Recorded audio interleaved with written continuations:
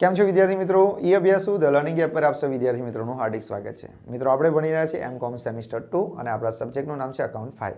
તો અકાઉન્ટ 5 માં આજે આપણે સામાન્ય વીમા કંપનીના હિસાબો નામનું જે ચેપ્ટર છે તેનો અભ્યાસ કરીશું.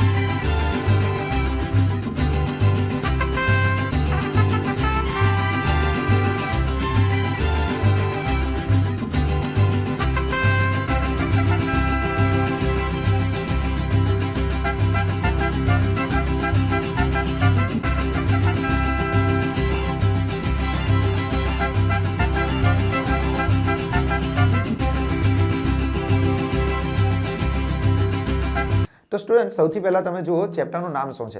તો ચેપ્ટરના નામમાં કીધું છે સામાન્ય વીમા કંપનીના હિસાબો. તો વીમા કંપની. તો સ્ટુડન્ટ આપણા ઘરે આપણા પપ્પાએ કોઈ વીમો લીધેલો હશે, આપણી મમ્મીએ પણ કોઈ વીમો લીધેલો હશે, તમારી પાસે જો કોઈ 4 વ્હીલર હશે તો એનો પણ તમે વીમો લીધેલો હશે, બરાબર છે. તમારી પાસે 2 વ્હીલર હશે તો એનો પણ વીમો લીધેલો હશે. એટલે કે આ વીમા વિશે આપણે બધા માહિતગાર જ છે, બરાબર છે. પરંતુ આજે આપણે કંઈક અલગ કરવાનું છે. આજે આપણે કોઈનો વીમો નથી લેવાનો, પરંતુ આપણે એવું વિચારવાનું છે કે આપણે વીમા કંપનીના કોઈ ચાર્ટર્ડ એકાઉન્ટન્ટ છે, કાં તો અકાઉન્ટન્ટ છે વીમા કંપનીના, અને આપણે વીમા કંપનીનો હિસાબ લખવો હોય તો વીમા કંપનીનો હિસાબ આપણે કઈ રીતે લખીએ, બરાબર છે. કારણ કે અત્યાર સુધી આપણે વીમો લઈએ છીએ પણ આપણને એ અંદાજ નથી આવતો કે વીમા કંપની કઈ રીતે કમાતી હશે, બરાબર. તો વીમા કંપની પણ ઘણા બધા ખાતા બનાવતી હોય છે, જેમ કે સૌથી પહેલા એ મહેસૂલી ખાતું બનાવે, પછી નફા નુકસાન ખાતું બનાવે, પછી પાકું સરવૈયું બનાવે. અત્યાર સુધી આપણે ભણી ગયેલા છે વેપાર ખાતું બનાવતા, નફા નુકસાન ખાતું બનાવતા, પાકું સરવૈયું બનાવતા. પણ આજે આપણે અભ્યાસ કરવાનો છે વીમા કંપની વિશે. તો કે વીમા કંપની કયા કયા ખાતા બનાવે? તો વીમા કંપની સૌથી પહેલા મહેસૂલી ખાતું બનાવે, ત્યાર પછી એ નફા નુકસાન ખાતું બનાવે, અને ત્યાર પછી એ એના વાર્ષિક હિસાબો બનાવે. તો આપણા મનમાં એ પ્રશ્ન થાય કે સર એ મહેસૂલી ખાતું કઈ રીતે બનાવતું હશે, બરાબર. ત્યાર પછી એ નફા નુકસાન ખાતું એનું કેવું આવતું હશે, અને એનું પાકું સરવૈયું કેવું આવતું હશે. તો આ ચેપ્ટરમાં આપણે આનો જ અભ્યાસ કરવાનો છે કે વીમા કંપનીનું મહેસૂલી ખાતું બનાવતા શીખવાનું છે, વીમા કંપનીનું નફા નુકસાન ખાતું બનાવતા શીખવાનું છે, અને વીમા કંપનીના વાર્ષિક હિસાબો બનાવતા આપણે શીખવાનું છે, એટલે કે એનું પાકું સરવૈયું બનાવતા આપણે શીખવાનું છે. તો ચાલો આપણે શરૂઆત કરીએ આ ચેપ્ટરની. તો સ્ટુડન્ટ સૌથી પહેલા તમને કીધું છે સામાન્ય વીમા કંપનીના હિસાબ. સામાન્ય વીમા કંપની તો શું ખાલી શબ્દ એવો ના હોવો જોઈએ કે વીમા કંપનીના હિસાબો? વીમા કંપનીના હિસાબો એવો શબ્દ હોવો જોઈએ કે સામાન્ય વીમા કંપનીના હિસાબો હોવો જોઈએ? સ્ટુડન્ટ અહીંયા સામાન્ય શબ્દ એટલા માટે લખ્યો છે કારણ કે વીમા કંપનીના હિસાબો બે રીતે થાય. એક સામાન્ય વીમા કંપની પણ હોય અને એક જીવન વીમા કંપની પણ હોય. એટલા માટે એ લોકોએ આગળ શબ્દ કયો લખાય? સામાન્ય. અને આપણે એમકોમમાં બંને ચેપ્ટરનો અભ્યાસ કરવાનો છે. એક તો સામાન્ય વીમા કંપનીનો પણ અભ્યાસ કરવાનો છે અને જીવન વીમા કંપનીનો પણ આપણે અભ્યાસ કરવાનો છે. તો ચાલો આપણે થોડું ડિટેલમાં સમજવાનો પ્રયત્ન કરીએ અને પછી આપણે દાખલા પર જઈશું. તો સ્ટુડન્ટ આ તમારી વીમા કંપની છે, બરાબર છે. આ તમારી એક બીજી વીમા કંપની છે, બરાબર છે. આ જે વીમા કંપની છે એને આપણે નામ આપી દઈએ સ્ટુડન્ટ સામાન્ય વીમા કંપની. કઈ? સામાન્ય વીમા કંપની. સ્ટુડન્ટ સૌથી પહેલા બંને વચ્ચેનો ડિફરન્સ તો સમજવો પડે કે નહીં? તો કે હા સર સમજવો પડે. ના સર નહીં સમજો તો તમને ખબર જ ના પડે. અને આ બાજુ આપણે લખી દઈએ જીવન વીમા કંપની. જીવન વીમા કંપની, બરાબર. આ બંનેનો આપણે અભ્યાસ કરવાનો છે સ્ટુડન્ટ, બરાબર. પણ આજે આપણે અભ્યાસ કરવાનો છે સામાન્ય વીમા કંપનીના હિસાબો. હવે આપણને પહેલો પ્રશ્ન મનમાં એ થાય કે સર સામાન્ય વીમા કંપની અને જીવન વીમા કંપનીમાં શું ફરક છે?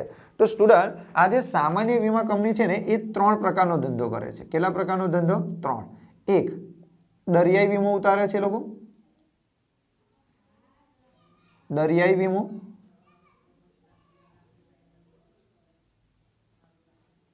દરિયાઈ વીમો, પછી આગનો વીમો,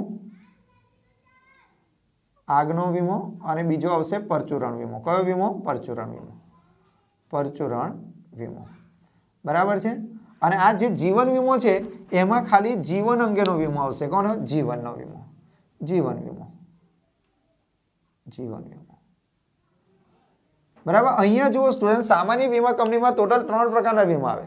એક તો દરિયાઈ વીમો પણ આવે, એક આગનો વીમો પણ આવે, ને એક સામાન્ય વીમો પણ આવે. હવે આપણને અમુક વાર પ્રશ્ન થાય કે સર મને આ દરિયાઈ વીમો, આગનો વીમો, પરચુરણ વીમો શું છે સર? તો એક ઉદાહરણ દ્વારા સમજીએ આપણે સ્ટુડન્ટ. માની લો કે કોઈ વ્યક્તિ છે, અહીં સમજો, આ કોઈ વ્યક્તિ છે સ્ટુડન્ટ. તો જો આ વ્યક્તિ બહુ ટેન્શનમાં દેખાય છે, બરાબર છે.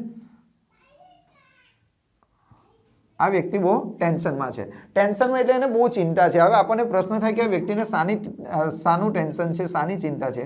તો સ્ટુડન્ટ, આ દરિયો છે, આ શું છે? દરિયો છે.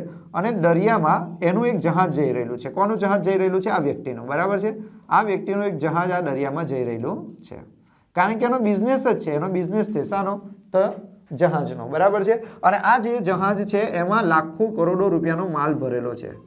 લાખો કરોડો રૂપિયાનો શું ભરેલો છે? માલ ભરેલો છે, બરાબર છે. ચાલો, તો હવે શું થશે સ્ટુડન્ટ? જો આ બધો માલ અંદર ભરેલો છે તો આ બિચારાને બહુ ટેન્શન આવે છે, એને બહુ જ ચિંતા થાય છે. એને શું થાય છે? જો એના માથાની આજુબાજુમાં આ બધી ચિંતા છે સ્ટુડન્ટ. આ શું છે? ચિંતા છે. આ શું છે? ચિંતા. એને બહુ ચિંતા છે. શાની ચિંતા છે? કે હું પેલા દરિયામાં મારું જે જહાજ જઈ રહેલું છે એ જહાજ કદાચ ડૂબી જશે તો મારું શું થશે? જહાજ મારું જો દરિયામાં જઈ રહેલું છે, એમાં તો મારો લાખો કરોડો રૂપિયાનો માલ છે. જો અધવચ્ચે જઈને જહાજ ડૂબી ગયું તો શું કરીશું? સ્ટુડન્ટ, તમે ટાઇટેનિક મૂવી જોયું હશે, એમાં ટાઇટેનિક ડૂબી જાય છે અને કેટલા લોકો મરી જાય છે, બરાબર. એટલે દરિયાનો કોઈ ભરોસો થાય નહીં. દરિયામાં તો ગમે તે થાય. તો આ માણસને બહુ ટેન્શન, જ્યાં સુધી આ જહાજ એના મતલબ કે જ્યાં પહોંચવાનું હશે ત્યાં સુધી નહીં પહોંચે, ત્યાં સુધી આ બિચારાને બહુ જ ચિંતા થવાની છે. તો એ ચિંતાને દૂર કરવા માટે એ વ્યક્તિએ શું કરવું પડશે? તો એ ચિંતાને દૂર કરવા માટે એણે પોતાની ચિંતા વીમા કંપનીને આપી દેવી પડશે. તો એણે પોતાની ચિંતા જો વીમા કંપનીને આપી દેશે તો આ ચિંતા અહીંયાથી દૂર થઈ જશે અને વીમા કંપની એ ચિંતા લઈ લેશે. પણ એના માટે એણે શું કરવો પડશે? તો કે એણે એના માટે દરિયાઈ વીમો ઉતારવો પડે. કયો વીમો? દરિયાઈ વીમો. દરિયાઈ વીમો કેવી રીતે ઉતરે? તો કે દરિયાઈ વીમો ઉતારવા માટે આ વ્યક્તિએ સામાન્ય વીમા કંપનીને કંઈક પ્રીમિયમ ચૂકવવું પડે. શું ચૂકવવું પડે? પ્રીમિયમ. માની લો કે દર મહિને 10,000 રૂપિયાનું પ્રીમિયમ પણ હોઈ શકે છે, 15,000નું પણ હોઈ શકે, 50,000નું પણ હોય, 1,000નું પણ હોય, 500 રૂપિયા.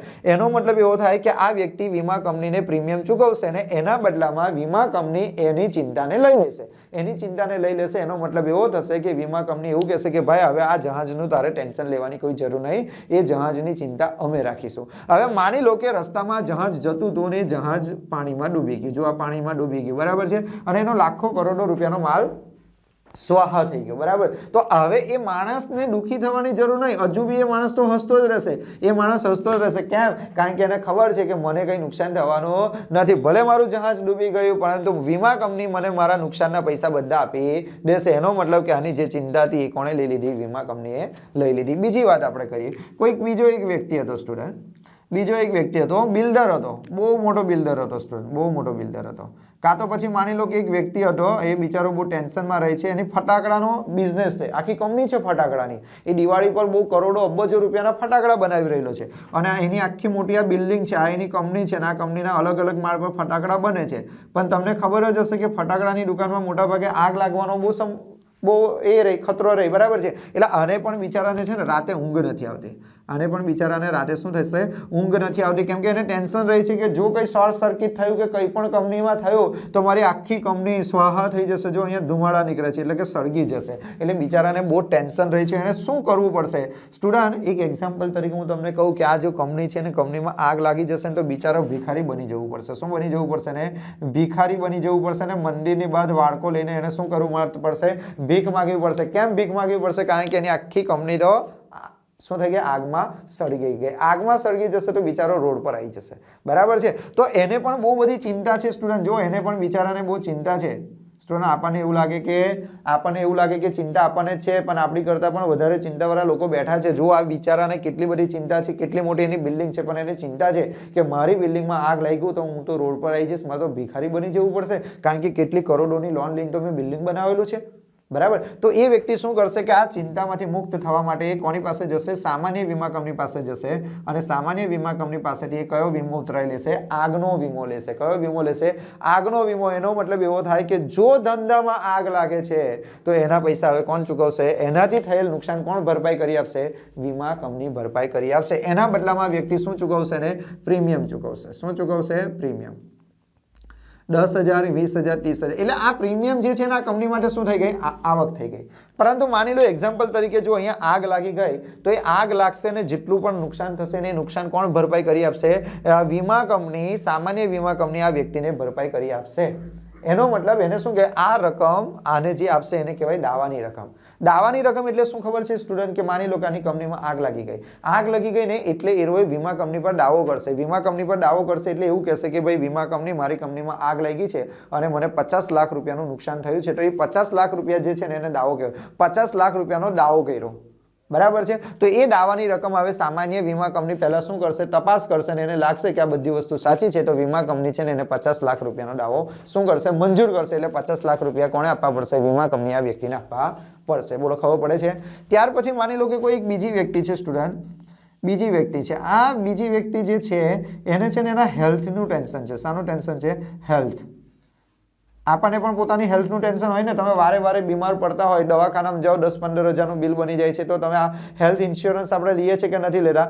આપણને આપણા શરીરનું ટેન્શન હોય કે મને ડેન્ગ્યુ થઈ જશે કે મને કંઈ પણ રોગ એવો થઈ જશે તો હું આટલા બધા પૈસા ક્યાંથી કાઢીશ, બરાબર. તો એના માટે પણ આને બહુ ટેન્શન રહે છે. જો આ બિચારાને એટલું બધું ટેન્શન છે કે એના માથાના બધા વાળ ઉતરી ગયેલા છે કે નહીં, બહુ ટેન્શન છે. અને શાનું ટેન્શન છે, કે બીમાર પડવાનું ટેન્શન છે. હું બીમાર પડીશ તો હું પૈસા ક્યાંથી લાવીશ, તો એના માટે પણ એ લોકો શું લઈ લેશે, વીમો લેશે. એને કહેવાય હેલ્થ ઇન્સ્યોરન્સ. શું કહેવાશે એને, હેલ્થ ઇન્સ્યોરન્સ. તો એ કયો વીમો કહેવાય, એને કહેવાય પરચુરણ વીમો. એટલે સ્ટુડન્ટ એક વસ્તુ યાદ રાખો, દરિયાઈ વીમો અને આગનો વીમો એ બધા સિવાય કોઈ પણ પ્રકારનો વીમો તમે લો તો એને પરચુરણ વીમો કહેવાશે, બરાબર. માની લો કે આ કોઈ એક વ્યક્તિ છે, બીજો કોઈક વ્યક્તિ છે, બરાબર છે.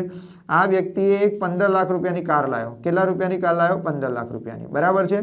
પણ 15 લાખ રૂપિયાની કાર લાવ્યા પછી ખુશ થવાની જગ્યા પર ભાઈને ચિંતા આવી ગઈ. એને ચિંતા આવી ગઈ, જેવી રીતે એની કાર આવી તો સાથે સાથે એની સાથે કોણ આવ્યું, ચિંતા પણ આવી.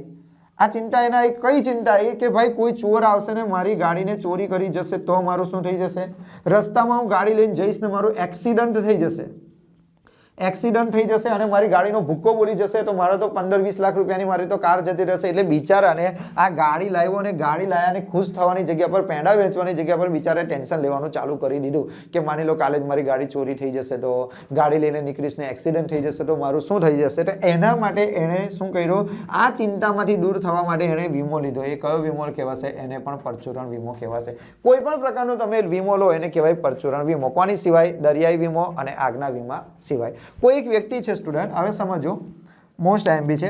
કોઈ વ્યક્તિ છે, આ વ્યક્તિ છે જો, અને એની એક સુંદર અને સુશીલ પત્ની છે, બરાબર છે. આ એની પત્ની છે અને એના નાના નાના ટેણિયાઓ છે, બરાબર છે. સર આટલા બધા, હા ભાઈ, હોઈ શકે, જરૂરી ન હોય કે ના હોઈ શકે. દર વખતે હમ દો હમારે દો ના હોઈ શકે, બરાબર છે.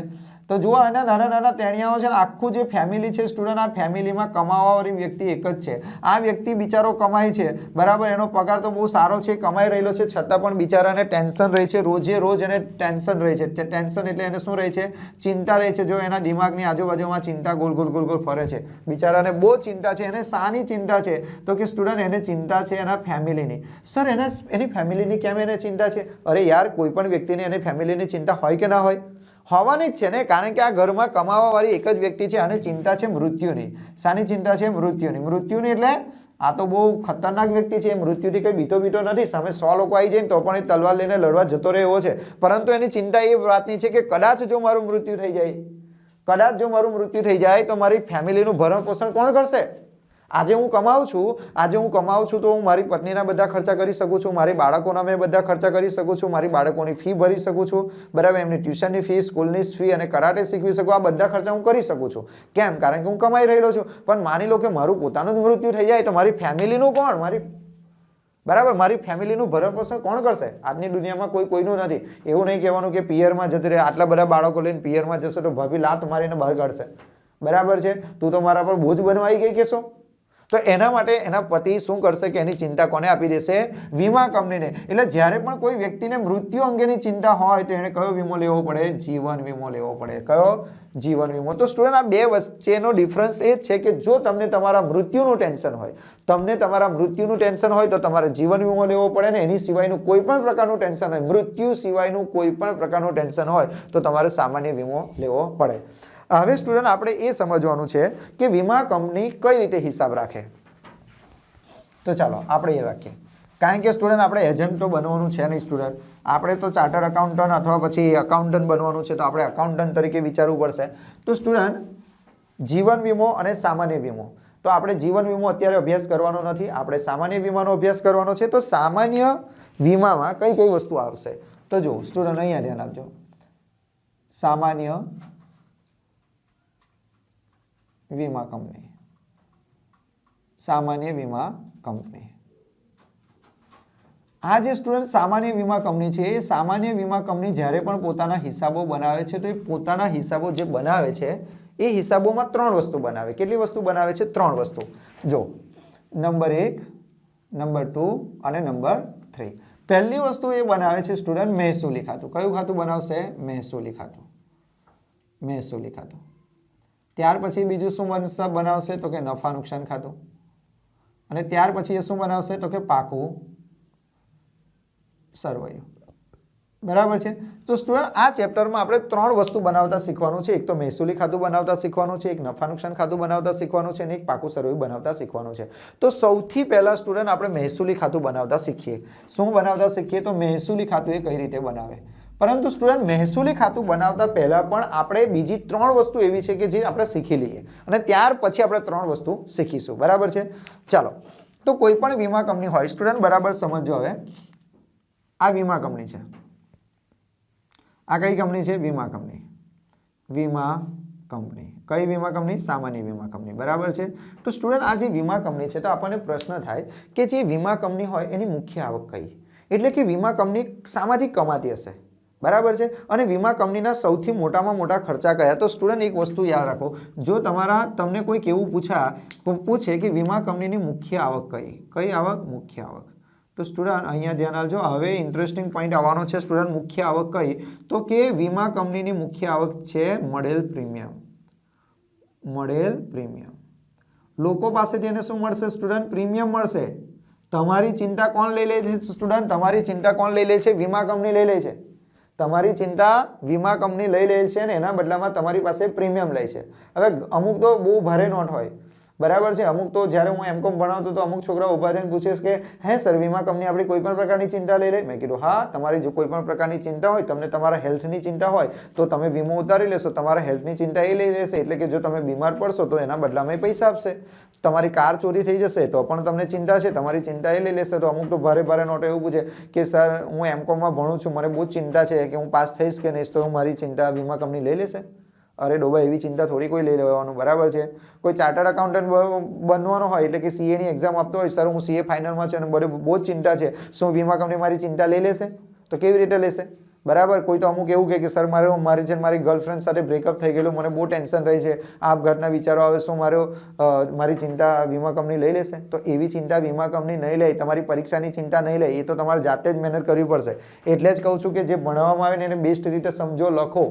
બરાબર છે. એટલે તમે આરામથી પાસ થઈ જશો. તો સ્ટુડન્ટ સૌથી પહેલા આપણે વાત કરીએ વીમા કંપનીની. તો વીમા કંપની માટે સૌથી મુખ્ય આવક કઈ? સૌથી મોટી મુખ્ય આવક કઈ? તો એને કહેવાશે મળેલ પ્રીમિયમ. મળેલ પ્રીમિયમ એટલે લોકો પાસેથી શું કરે છે વીમા કંપની? વીમા કંપની લોકોની ચિંતાઓ લઈ લે છે.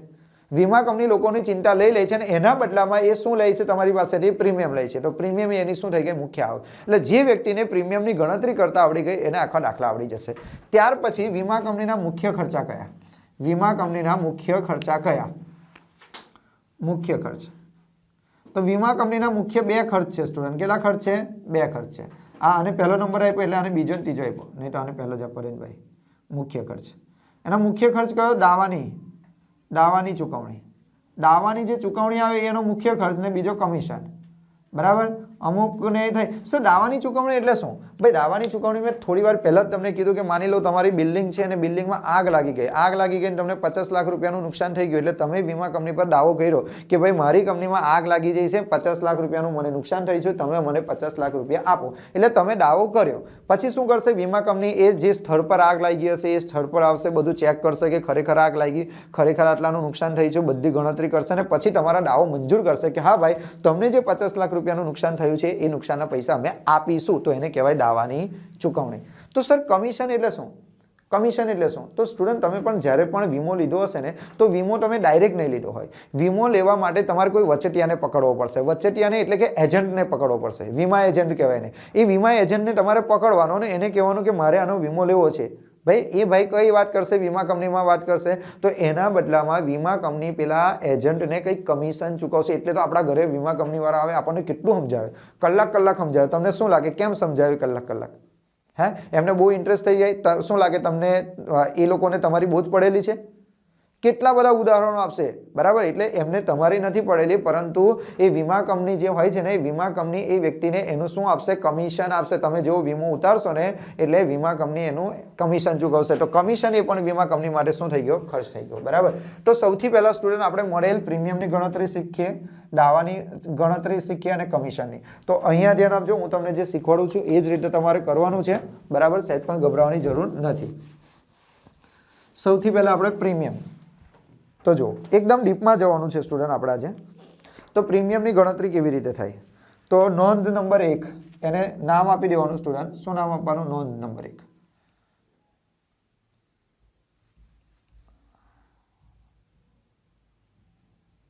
નોંધ નંબર 1, મળેલ પ્રીમિયમની ગણતરી.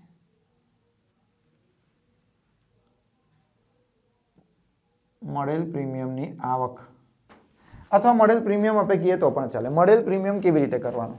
તો મળેલ પ્રીમિયમની ગણતરી તમે કરો સ્ટુડન્ટ. મળેલ પ્રીમિયમની ગણતરી કરો તો સૌથી પહેલા તમારે લખવાનું સીધા ધંધા અંગે. સીધા ધંધા અંગે. સીધા ધંધા અંગે મળેલ પ્રીમિયમ. સીધા ધંધા અંગે મળેલ પ્રીમિયમ. સીધા ધંધા અંગે મળેલ પ્રીમિયમ. તો સીધા ધંધા અંગે તમને જે પ્રીમિયમ મળ્યું હોય એ પ્રીમિયમ લખી નાખવાનું, બરાબર છે. તો અહીંયા આપણે પ્રીમિયમ લખી નાખીએ. સીધા ધંધા અંગે મળેલ પ્રીમિયમ. અહીંયા આપણે લખી નાખીએ સ્ટુડન્ટ દરિયાઈ વીમો. કયો? દરિયાઈ વીમો. આ કયો વીમો? આગનો વીમો. આગનો વીમો. અને આ કયો? પરચુરણ. બોલો, ખબર પડી કે નામ લખવાના રહી ગયેલા એટલા માટે. નહીં તો એક કામ કરીએ, થોડું વ્યવસ્થિત લખીએ સ્ટુડન્ટ, આને કાઢી નાખીએ.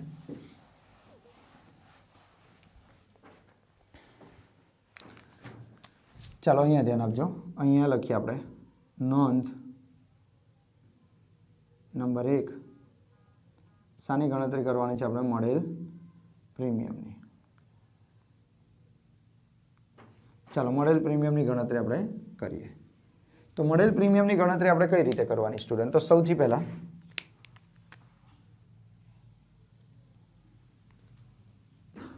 અહીં આપણે લખી નાખીએ. પહેલા તો વિગત. 3 પ્રકારના ધંધા કરે છે વીમા કંપની. એક તો દરિયાઈ વીમો ઉતારે છે, એટલે અહીંયા લખવાનું દરિયાઈ વીમો. દરિયાઈ વીમો હોઈ શકે છે, કાં તો આગનો વીમો હોઈ શકે છે, કાં તો પછી પરચુરણ વીમો હોઈ શકે છે. પરચુરણ, બરાબર. ધ્યાન આપજો સ્ટુડન્ટ. તો સૌથી પહેલા તમારે શું કરવાનું સ્ટુડન્ટ? તો કે સીધા ધંધા અંગે. સીધા ધંધા અંગે. સીધા ધંધા અંગે મળેલ પ્રીમિયમ. સીધા ધંધા અંગે મળેલું જે પ્રીમિયમ હોય ને સ્ટુડન્ટ, તો સીધા ધંધા અંગે મળેલું પ્રીમિયમ તમારે અહીંયા શું કરી દેવાનું? પ્લસ કરી દેવાનું. લખી નાખવાનું સીધા ધંધા અંગે. હવે આપણને પ્રશ્ન થાય કે સર સીધા ધંધા અંગે મળેલ પ્રીમિયમ, એ બધું હું તમને શીખવાડીશ, તમારે ટેન્શન લેવાની જરૂર નહીં, ખાલી તમે ઉપર ધ્યાન આપો. પછી સ્ટુડન્ટ એમાં તમારે પ્લસ કરવાનું. શું કરવાનું એમાં? પ્લસ. સ્વીકારેલ. સ્વીકારેલ. સ્વીકારેલ પુનઃ વીમા. સ્વીકારેલ પુનઃ વીમા અંગે મળેલ પ્રીમિયમ. મળેલ પ્રીમિયમ. તો એ પણ તમારે અહીંયા શું કરી દેવાનું સ્ટુડન્ટ? પ્લસ કરી દેવાનું. અહીંયા શું કરી દેવાનું? તમારે પ્લસ કરી દેવાનું, બરાબર. અને એમાંથી સ્ટુડન્ટ તમારે માઇનસ કરવાનું. આપેલ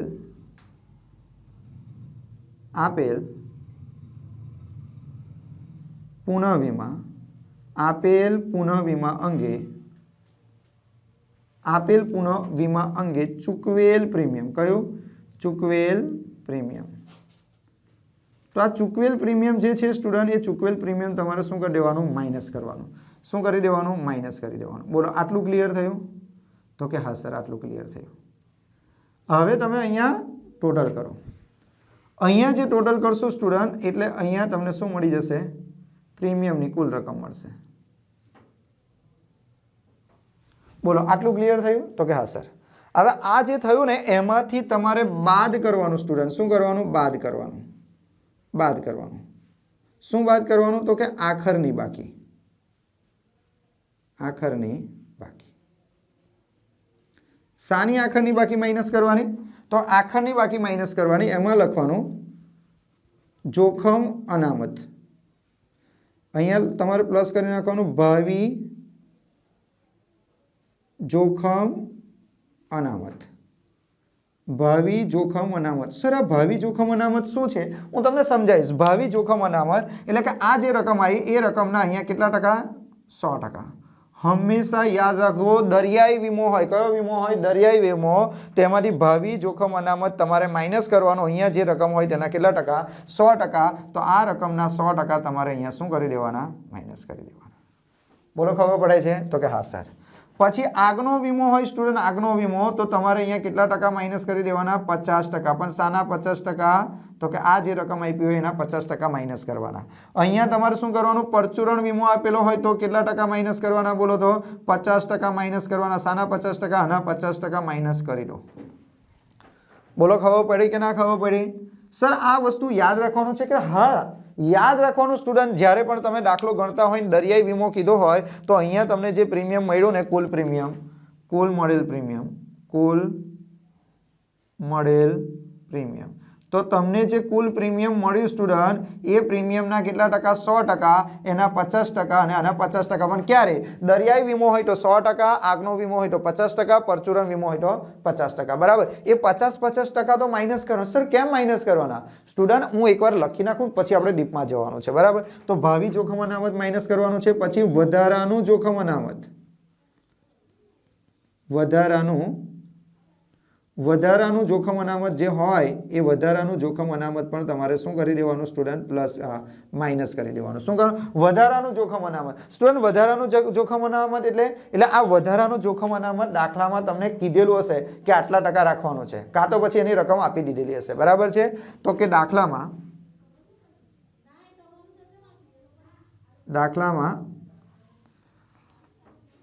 ટકાવારી કે રકમ આપેલી હશે, આપેલી જ હશે. દાખલામાં આપી દીધેલું હશે સ્ટુડન્ટ. તમારે કશું કંઈ કરવાનું નથી. વધારાનું જોખમ અનામત તમારે અહીંયાથી માઇનસ કરવાનું છે, તમને જે કીધું હોય તે રીતે. બરાબર છે. બોલો આટલી વસ્તુ ખબર પડી? તો કે હા સર આટલી ખબર પડી. હવે તમારે આનો અહીં આન્સર લઈ આવવાનો. બરાબર. એટલે તમારો આન્સર અહીંયા આવી ગયો. તો કે હા સર અહીંયા આન્સર આવી ગયો. આટલી વસ્તુ તમને ખબર પડી? તો કે હા સર સિમ્પલ વસ્તુ છે. સર કેવી રીતે યાદ રાખવાનું? સિમ્પલ. સ્વીકારેલ હોય તો પ્લસ કરવાનું, આપેલ હોય તો માઇનસ કરવાનું. સ્વીકારેલ હોય તો પ્લસ કરવાનું, આપેલ હોય તો માઇનસ કરવાનું. અને આખરની બાકી, કોની આખરની બાકી? તો ભાવિ જોખમ અનામતની આખરની બાકી માઇનસ કરવાની. કેટલા ટકા? તો અહીંયા કુલ મળેલ પ્રીમિયમના 100%, કુલ મળેલ પ્રીમિયમના 50% અને પરચુરણના 50%. સર કેવી રીતે યાદ રાખવાનું? અરે દરિયાઈ હોય તો 100% માઇનસ કરી દેવાના, આગ હોય તો 50% માઇનસ કરી દેવાના અને પરચુરણ હોય તો 50% માઇનસ કરી દેવાના. સર વધારાનું જોખમ અનામતમાં કેવી રીતે માઇનસ કરવાના? કેટલા ટકા માઇનસ કરવાના? સર અહીંયા તો મને ખબર પડી ગઈ કે 50%, 100%, 50% અને 50% માઇનસ કરવાના. પણ આ વધારાનું જોખમ અનામત કેટલા ટકા માઇનસ કરવાનું? સ્ટુડન્ટ એ તમારા દાખલામાં કીધું હશે. આ 100% પણ હોઈ શકે છે, 200% પણ હોઈ શકે, 50% પણ હોઈ શકે, 20% પણ એ દાખલામાં કહી દીધું હશે. આ ક્યાં કીધેલું હશે? દાખલામાં ટકાવારી કે રકમ આપેલી જ હશે. બરાબર. હવે તમારે શું કરી દેવાનું સ્ટુડન્ટ? એમાં ઉમેરો કરવાનો. ઉમેરો એમાં તમારે ઉમેરી દેવાના. કઈ બાકી? શરૂઆતની બાકી. ચાલો તો અહીંયા આપણે લખીએ ઉમેરો. કઈ બાકી? તો શરૂઆતની બાકી. શરૂઆતની બાકી. તો શરૂઆતની બાકી તમારે શું કરી દેવાની? પ્લસ કરવાની. એમાં સૌથી પહેલા તમારે લખી દેવાનું ભાવિ જોખમ અનામત. ભાવિ જોખમ અનામત. શું કરવાનું? પ્લસ કરવાનું. અને પછી બીજું શું પ્લસ કરવાનું? બોલો. વધારાનું જોખમ અનામત. बराबर आ बंने रकम माइनस करी देवानी अहींया बराबर प्लस करी देवानी सॉरी प्लस करी देवानी स्टूडेंट अहींया पण प्लस करी देवानी अहींया पण शुं करी देवानुं प्लस करी देवानुं अहींया पण प्लस करी देवानुं अहींया पण प्लस करी देवानुं हवे तमने जे ચોખ્ખું મળશે એને કહેવાય ચોખ્ખું पहला लखी देवानुं मळेल ચોખ્ખું ચોખ્ખું प्रीमियम मळेल ચોખ્ખું प्रीमियम हवे आपणे एने समजीशुं कि आ प्लस माइनस केम करवानुं छे बराबर हवे प्रश्न थाय अरे सर तमे एक भूल करी मैं कीधुं कई भूल करवानी सर भावी जोखम अनामत तमे 100% कीधुं 50% कीधुं 50% सर अहींया पण 100% 50% 50% लेवानुं तो के ना स्टूडेंट तो अहींया 50% ने 100% एवुं कई लेवानुं नथी अहींया तमारा दाखलामां आ बंने दाखलामां आपेलुं ज हशे दाखलामां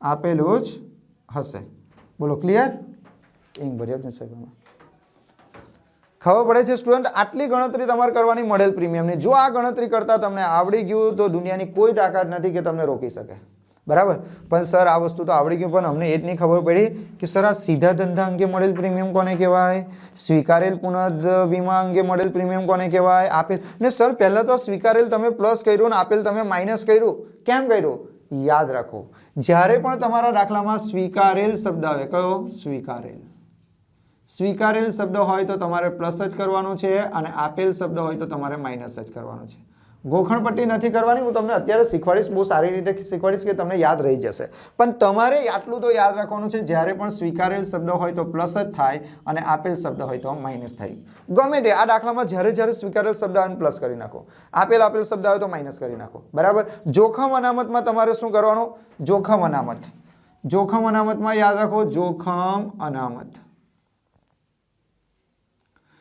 अनामतमां याद राखजो आखरनी बाकी माइनस थाय शुं थाय आखरनी बाकी माइनस थाय अने सरूनी बाकी हमेशा शुं थई जाय प्लस कशुं कई याद नहीं राखवानुं मने जो कोई पूछे कि सर केवी रीते याद राखवानुं एमां शुं मोटी वस्तु स्वीकारेल प्लस करो आपेल माइनस करो आखरनी बाकी माइनस करो शरूआतनी बाकी प्लस करो पण सर एनी पाछळनुं रीजन शुं तो स्टूडेंट एनी पाछळनुं रीजन आवे तमने समजावुं जो અહીં ધ્યાન આપજો બરાબર પછી આપણે ઘણા બધા ઉદાહરણ આના કરવાના છે પછી આપણે દાખલા પર જવાનું છે આપણે બહુ ઉતાવળ નહીં કરવાની શાંતિથી ભણવાનું પણ એવી રીતે ભણવાનું કે પરીક્ષામાં પણ આપણે જો એક ઉદાહરણ દ્વારા હું સમજાવું એક મસ્ત ઉદાહરણ લઈએ જો એક છોકરો છે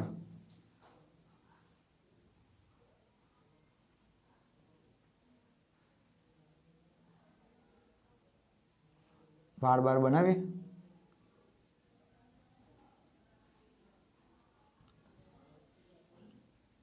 बराबर आनु नाम है आरसी शू नाम है आरसी बराबर है एनी एक गर्लफ्रेंड है शू नाम आपीए बोलो कंईक तो नाम आपवू पड़शे ने आपणे भाई खोटू नहीं लगाड़ता कोईनु नाम आवतुं होय तो बराबर है आ खाली एक प्रकारनी उदाहरण है वैष्णवी राखीए आपणे वैष्णवी बराबर है आनु नाम शुं छे वैष्णवी अने एनी कोई एक फ्रेंड है बराबर है आ एनी एक फ्रेंड है बराबर है फ्रेंड है वाळ बनावीए तो केवुं लागे एम छोकरी जेवुं चलो आना भी वाळ बनावी दीए थोड़ा એટલે આ તો હિરોઈન થઈ ગઈ ચાલો બરાબર છે આ એની કોણ છે ફ્રેન્ડ છે બરાબર છે એનું નામ શું લઈએ આપણે આ એની ફ્રેન્ડ છે બરાબર છે ચાલો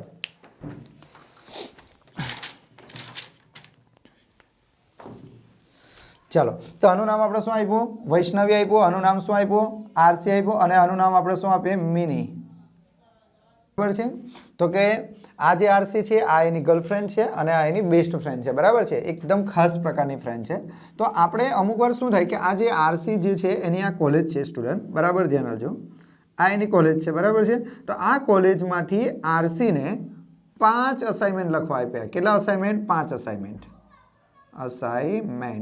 5 असाइनमेंट लखवा माटे आरसी ने आपेला छे बराबर छे એટલે टोटल असाइनमेंट एनी पासे કેટલા થઈ ગયા તો કે 5 असाइनमेंट લખવાના થઈ ગયા હવે શું થઈ ગયું કે એની એક ફ્રેન્ડ છે મિની જે એકદમ એને કહેવાય ને એકદમ ખાસ પ્રકારની ફ્રેન્ડ, તમને ખબર હશે ખાસ પ્રકારની, એમ તો દોસ્તો આપણા ઘણા બધા હોય પણ એમાંથી કોઈક એવો હોય કે જે આપણો બેસ્ટ હોય, બરાબર છે, એ જ રીતે એની એક બેસ્ટ ફ્રેન્ડ છે, એ પણ એક અલગ કોલેજમાં અભ્યાસ કરે છે, આ કોલેજમાં નહીં અભ્યાસ કરતી, કોઈ બીજી જ કોલેજમાં એ અભ્યાસ કરે છે, પણ આ કોલેજમાંથી એ લોકોને 10 અસાઇનમેન્ટ લખવા આપી દીધા છે. કેટલા અસાઇનમેન્ટ લખવા આપી દીધા છે? 10 અસાઇનમેન્ટ.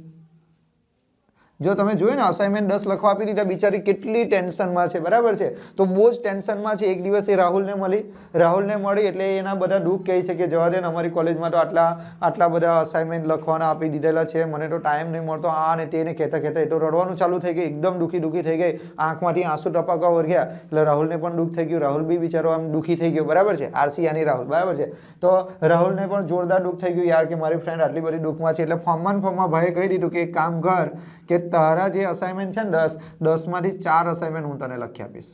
અસાઇનમેન્ટ એટલે એને સ્વીકારી લીધું. શું કરી લીધું? એને સ્વીકારી લીધું અસાઇનમેન્ટ લખવા માટે. આને કહેવાય સ્વીકારેલ. એને 4 અસાઇનમેન્ટ લખવાનું સ્વીકાર્યું. કોના? એની ફ્રેન્ડના. એને કીધું કે તારા જે અસાઇનમેન્ટ છે ને હું લખી આપીશ. એટલે ફોર્મમાં હાથો પાડી દીધી. પછી ભાઈ રાહુલ તો ઘેર આવ્યો, જ્યારે લખવા બેઠો તારે ખબર પડી, ઓલા આ તો લખતા બહુ વાર લાગે છે, કલાક 2 કલાક 3 કલાક એક જ અસાઇનમેન્ટમાં થઈ જાય. મારા પોતાના 5 અસાઇનમેન્ટ છે, 4 અસાઇનમેન્ટ આના છે, તો ટોટલ મારી પાસે તો 9 અસાઇનમેન્ટ થઈ ગયા. તો 9 અસાઇનમેન્ટ હું ક્યારે બી નહીં લખી રહું. તો એના માટે એને શું કીધું? એની ગર્લફ્રેન્ડને પકડી. એની ગર્લફ્રેન્ડને કીધું કે યાર પ્લીઝ યાર એક કામ કરીને મારા થોડા અસાઇનમેન્ટ લખી આપતા. હવે ગર્લફ્રેન્ડ છે તો માની જવાની, એ ગર્લફ્રેન્ડ પણ છે, પરંતુ એને શું કીધું? હું તો ખાલી 2 જ અસાઇનમેન્ટ લખી આપીશ તને. કેટલા? 2 જ અસાઇનમેન્ટ લખી આપીશ. મેં કીધેલું તને બીજા કોઈ અસાઇનમેન્ટ લખવાનું? બીજાના અસાઇનમેન્ટ હું કાં લખવા લીધા? મેં તો કંઈ કીધું નતું તને, બરાબર છે, એટલે હું તને ખાલી 2 જ અસાઇનમેન્ટ લખી આપીશ, બરાબર છે. તો આ શું કહેવાય કે 4 અસાઇનમેન્ટ એને સ્વીકાર્યા લખવા માટે રાહુલે, અને એમાંથી 2 અસાઇનમેન્ટ કોઈને લખવા માટે એને આપી દીધા, આપેલ. તો સ્ટુડન્ટ, અને આ જે 5 અસાઇનમેન્ટ છે એ તો એને કોના તરફથી મળ્યા? કોલેજ તરફથી. તો સીધા મળ્યા કહેવાય એને, સીધા કોલેજ તરફથી સીધા મળેલ, બરાબર. તો હવે હું તમને લોકોને પૂછું કે ચાલો મને એટલું કહો કે આ જે આરસી નામની વ્યક્તિ છે એને કુલ કેટલા અસાઇનમેન્ટ લખ્યા હશે? તમે કહેશો સર સિમ્પલ વસ્તુ છે, એમાં શું, એની જે કોલેજ છે, બરાબર છે, કોલેજ એટલે કે એને સીધા મળેલ. સીધા કેટલા અસાઇનમેન્ટ લખવા મળેલા? તો કે 5 અસાઇનમેન્ટ. એમાંથી એની ફ્રેન્ડના કેટલા અસાઇનમેન્ટ લખવાનું સ્વીકાર્યું? તો કે એના ફ્રેન્ડના બીજા 4 અસાઇનમેન્ટ લખવાનું સ્વીકારેલ 4 અસાઇનમેન્ટ લખવાનું સ્વીકાર્યું. એમાંથી એટલે ટોટલ 9 અસાઇનમેન્ટ થયા. 9 અસાઇનમેન્ટમાંથી એની ગર્લફ્રેન્ડને કેટલા લખવા આપી દીધા? તો કે આપેલ. કેટલા? 2. તો કેટલા થયા? 5 ને 9, 9 માંથી 2 જાય તો 7 અસાઇનમેન્ટ હવે લખશે. બોલો, ખબર પડી? તો હવે તમને ખબર પડી કે સ્વીકારેલ પ્લસ કેમ થાય ને આપેલ માઇનસ કેમ થાય, બરાબર છે. તો અમુકને પાછું એવું થાય, સર પણ આ એક્ઝામ્પલ તમારું છે ને કંઈ શૂટ નહીં થતું, ત્યાં તમે છે ને વીમા કંપનીનું જ ઉદાહરણ આપો. ઓકે ભાઈ, તારી ઈચ્છા પર પરિપૂર્ણ કરી નાખીએ છીએ આપણે. સર તમે હું પાટિયા બેસાડો છો યાર, કુછ બી બોલતે હો આપ. ઓકે, કંઈ વાંધો નહીં, તમારી ઈચ્છાને પણ આપણે માન આપીએ છીએ અને આપણે વીમા કંપનીને લગતું ઉદાહરણ આપીએ. તો જુઓ સ્ટુડન્ટ, અલગ અલગ પ્રકારની વીમા કંપની હોય. એક એક્ઝામ્પલ તરીકે રિલાયન્સ નામની આ વીમા કંપની છે, બરાબર છે. પછી અહીંયા ટાટા ઇન્સ્યોરન્સ નામની કંપની છે, આ પણ વીમાનું જ કામ કરી રહેલી છે. બીજું અડાની ઇન્સ્યોરન્સ છે, અડાની ઇન્સ્યોરન્સ, બરાબર, અડાની ઇન્સ્યોરન્સ છે સ્ટુડન્ટ. હવે આપણે જે અભ્યાસ કરવાનો છે ને આપણે કોનો કરવાનો છે? રિલાયન્સનો. આપણે રિલાયન્સનું પ્રીમિયમ શોધવાનું. તો કેવી રીતે થાય સ્ટુડન્ટ? તો કે જો આ બધું જે છે ને આ બધા આપણા દેશની પબ્લિક છે. આ બધી કોણ છે? આપણી દેશની પબ્લિક છે. કેટલી બધી પબ્લિક છે તમને ખબર છે ને? આ લોકો શું કરશે ખબર છે? અહીંયા એક એજન્ટ આવે. કોણ આવે? એજન્ટ આવે. આ દરેક કંપનીનો એજન્ટ હોય કે જે લોકોને કંપની સુધી ખેંચી લાવતો હોય. તમે જોતા હશો ને તો કે આ જેટલી પણ કંપનીઓ છે ને ઇન્સ્યોરન્સ માટે ટીવીમાં જાહેરાત પણ આપતી હશે. એટલે આ લોકો શું કહે? અરે ભાઈ તમે વીમો લેવા માટે મારી પાસે આવી જાઓ, મારી પાસે આવી જાઓ, મારી પાસે. રિલાયન્સ કહે કે તમે મારી પાસે આવો, મારી પાસે આવો, મારી પાસે આવો. અડાની એવું કહે કે તમે મારી પાસે વીમો ઉતારો. અલગ અલગ કંપનીઓ તમને આકર્ષવા માટે અલગ અલગ વસ્તુ કરશે. તમને કહેશે કે તમે અમારી પાસે વીમો લો, અમારી પાસે વીમો લો, અમારી પાસે વીમો લો. હવે થયું શું સ્ટુડન્ટ? એક વસ્તુ સમજો. એમાં અહીંયા છે શાહરુખ ખાન. આપણે ઉદાહરણ લઈએ. અત્યારે શાહરુખ ખાનનું પિક્ચર ચાલે છે પઠાન, એટલે આપણે શાહરુખ ખાનને નામ લીધું, બરાબર છે. ये शाहरुख खान है, देखो लंबे वाले, છોકરી જેવા લાગે પણ કંઈ નહીં. પઠાન મૂવી ચાલે છે ને, એટલે શાહરુખ ખાનનું ઉદાહરણ લઈ લીધું આપણે. ત્યાર પછી આપણે થોડી હાઇટમાં લાંબી ઊંચી કરી નાખીએ અને અમિતાભ બચ્ચન છે એવું માની લઈએ, બરાબર છે. આ અક્ષય કુમાર છે, બરાબર છે. આ અજય દેવગન છે સ્ટુડન્ટ, બરાબર છે. આ 4 જણાએ શું કર્યું? રિલાયન્સ કંપનીમાં વીમો લીધો. કેટલાનો 100 કરોડનો વીમો લીધો, કેટલા કરોડનો 100 કરોડનો વીમો, બરાબર. હવે 100 કરોડનો વીમો લેશે સ્ટુડન્ટ, 100 કરોડનો વીમો એમણે આમની પાસેથી લીધો તો એને શું કહેવાય ખબર છે? સીધા ધંધાનું, અહીં આને કહેવાય સીધા ધંધાંકેનું, સીધા ધંધાનું પ્રીમિયમ. હવે સ્ટુડન્ટ એક સિમ્પલ વસ્તુ મને કહો, એક સિમ્પલ વસ્તુ લો કે આ શાહરુખ ખાન છે, અમિતાભ બચ્ચન છે, અજય દેવગન છે અને ત્રીજો કોઈ હીરો છે, મતલબ કે આ 4 હીરોએ 100 કરોડની પોલિસી લીધી. કોની પાસેથી?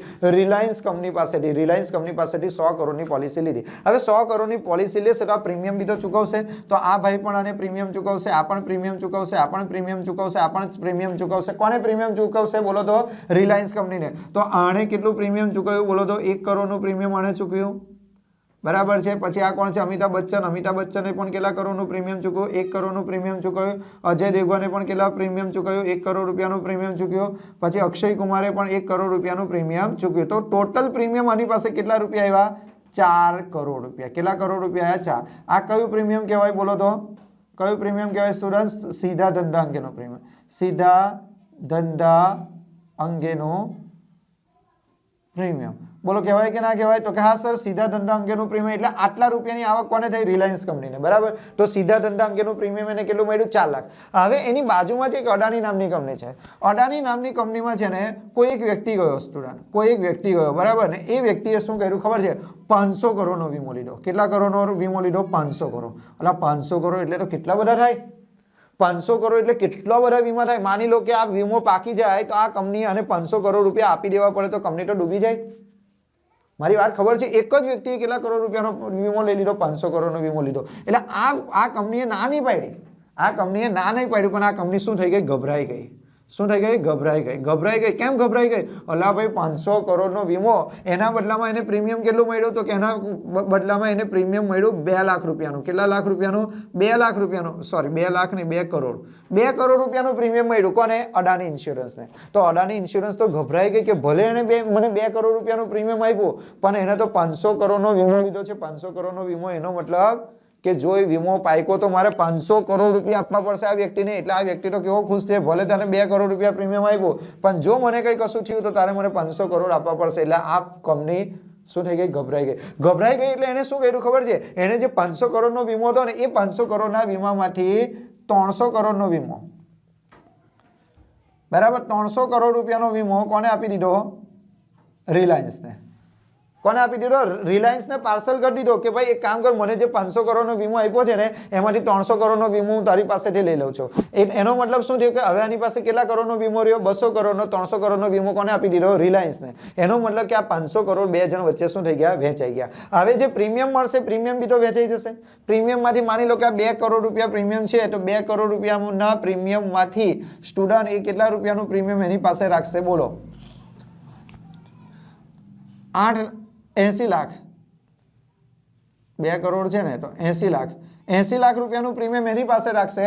અને આ 300 કરોડનો વીમો એને કોની પાસે દીધો? રિલાયન્સને. તો 1 કરોડ અને 20 લાખ રૂપિયાનું પ્રીમિયમ એ કોને આપી દેશે?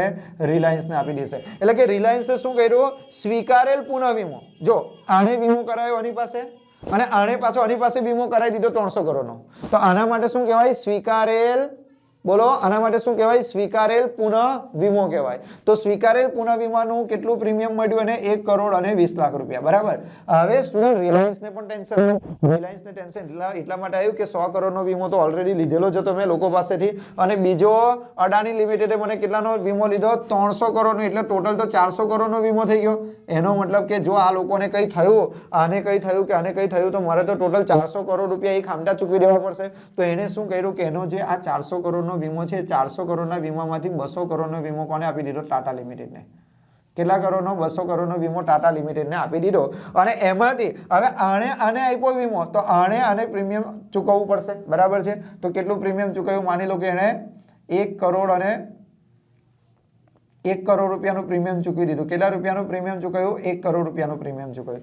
તો સ્ટુડન્ટ હું જે સમજાવવા માંગુ જે ખબર પડે છે, તો આ પબ્લિકે આની પાસે શું લીધો? વીમો. તો એને કહેવાય સીધા ધંધા અંગેનું પ્રીમિયમ. તો સીધા ધંધા અંગેનું પ્રીમિયમ એને કેટલા રૂપિયા મળ્યું બોલો તો? 4 કરોડ રૂપિયા. તો સીધા ધંધા અંગેનું પ્રીમિયમ લખી દીધું, બરાબર. પછી આ જે રિલાયન્સ કંપની છે, આનો વીમો સ્વીકારેલ, એટલે સ્વીકારેલ વીમા પ્રીમિયમ. તો સ્વીકારેલ વીમા પ્રીમિયમ કેટલું આવ્યું? 1 કરોડ અને 20 લાખ. તો 1 કરોડ અને 20 લાખ પણ એને મળી ગયા. એટલે એ પણ તમારે શું કરી દેવાનું? પ્લસ. અને તમારો જે વીમો છે એ વીમો તમે કોઈ બીજાને આપી દીધો, તો બીજાને તમે જ્યારે આપી દેશો તો તમારે એને પ્રીમિયમ બી તો આપવું પડશે. તો આપેલ વીમા પ્રીમિયમ તમારે કેટલું છે? 1 કરોડ રૂપિયા પાછા શું કરવા પડશે? તમારે માઇનસ કરવા પડશે. એટલે ટોટલ કેટલા થશે? 4 કરોડ અને 20 લાખ રૂપિયાનું તમને ખરેખર પ્રીમિયમ મળશે. બોલો, ના ખબર પડી? એટલે સ્ટુડન્ટ સમજવાનો પ્રયત્ન કરો. આ પબ્લિક પાસેથી તમને શું મળ્યું? પ્રીમિયમ. તો ડાયરેક્ટ પ્રીમિયમ મળ્યું એટલે આ 4 લાખ રૂપિયા તો તમારી આવક થઈ ગઈ. તો કે હા, 4 લાખ રૂપિયા આવક તમારી થઈ ગઈ. પછી આ કંપની પાસેથી તમે પાછો કેટલા રૂપિયાનો વીમો લીધો? 300 કરોડનો. તો 300 કરોડનો વીમો લીધો તો તમારી પાસે કેટલું પ્રીમિયમ આવશે? 1 કરોડ અને 20 લાખ રૂપિયાનું પ્રીમિયમ આવશે. તો કે હા સર, આવશે 1 કરોડ 20 લાખ રૂપિયા. એટલે એ શું કરી દેવાનું? પ્લસ. ખબર પડે છે કે નહીં ખબર પડતી? તો કે હા સર પડે. તો આપણે શું કરી દીધું? પ્લસ. અને એમાંથી પાછી તમે કોઈ બીજાને આપી દીધો વીમો, તો તમે કોઈ બીજાને આપ્યો તો તમારે એનો પ્રીમિયમ ચૂકવવું પડશે કે નહીં ચૂકવવું પડશે? તો કે હા સર ચૂકવવું પડશે. એટલું ખબર પડે છે કે નહીં ખબર પડતી? એક બીજી એક્ઝામ્પલ કરી આપું. તમે કોઈ લગ્નમાં ગયા, બરાબર છે? ક્યાં ગયા તમે? મેરેજમાં. તમે મેરેજમાં ગયા, બરાબર? 5 ગુલાબજાંબુ લાવ્યા. કેટલા ગુલાબજાંબુ લીધા? ગુલાબજાંબુ તમે કેટલા લીધા? 5 લીધા, બરાબર? તમારી બાજુમાં જ કોઈ બીજો મિત્ર બેઠો છે. તમે શું કર્યું ખબર? એની ડીશમાંથી બીજા 4 ગુલાબજાંબુ લઈ લીધા. 4 ગુલાબજાંબુ લઈ લીધા, બરાબર? એટલે 9 ગુલાબજાંબુ થયા તમારા. હવે તમને ખાતા એવું લાગે કે આટલા ગુલાબજાંબુ તો નહીં ખવાય. તો એમાંથી 2 ગુલાબજાંબુ તમારી બાજુમાં કોઈ બીજો ત્રીજો વ્યક્તિ બેઠો છે એના ડીશમાં મેળ દીધા. તો એને તમે શું કરશો? માઇનસ કરશો કે નહીં? એટલે ડાયરેક્ટ તમે પેલા પીરસવાવાળા પાસેથી કેટલા લાવેલા? 5 ગુલાબજાંબુ. એટલે સીધા તમે લીધા 5, બરાબર? તમારી બાજુવાળા પાસેથી કેટલા લીધા? 4.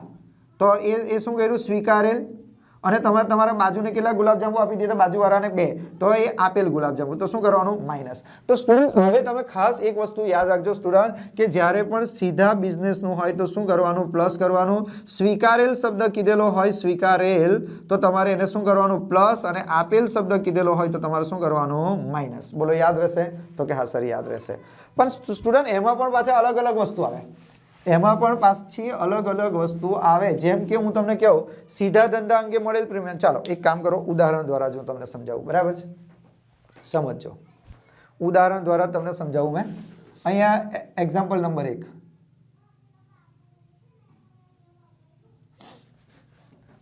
અહીંયા આપણે લખીએ વિગત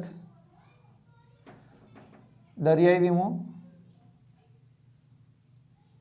દરિયાઈ આગ અને પરચુરણ. તો સ્ટુડન્ટ અહીં શું થશે? તો સૌથી પહેલા હું તમને આ તો રકમ લખાવું છું. સીધા ધંધા અંગે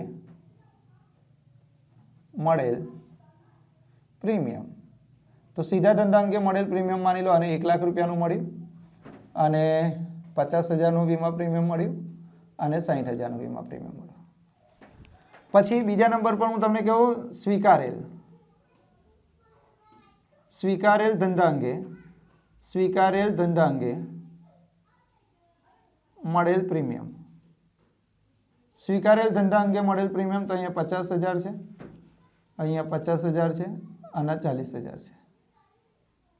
પછી આપેલ પુનઃવીમા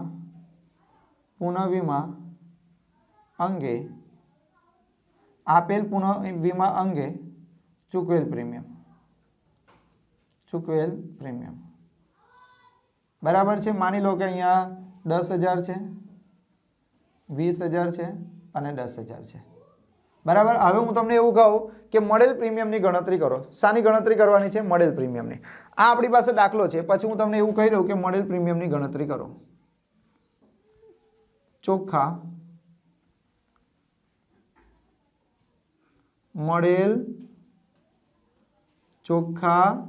પ્રીમિયમની ગણતરી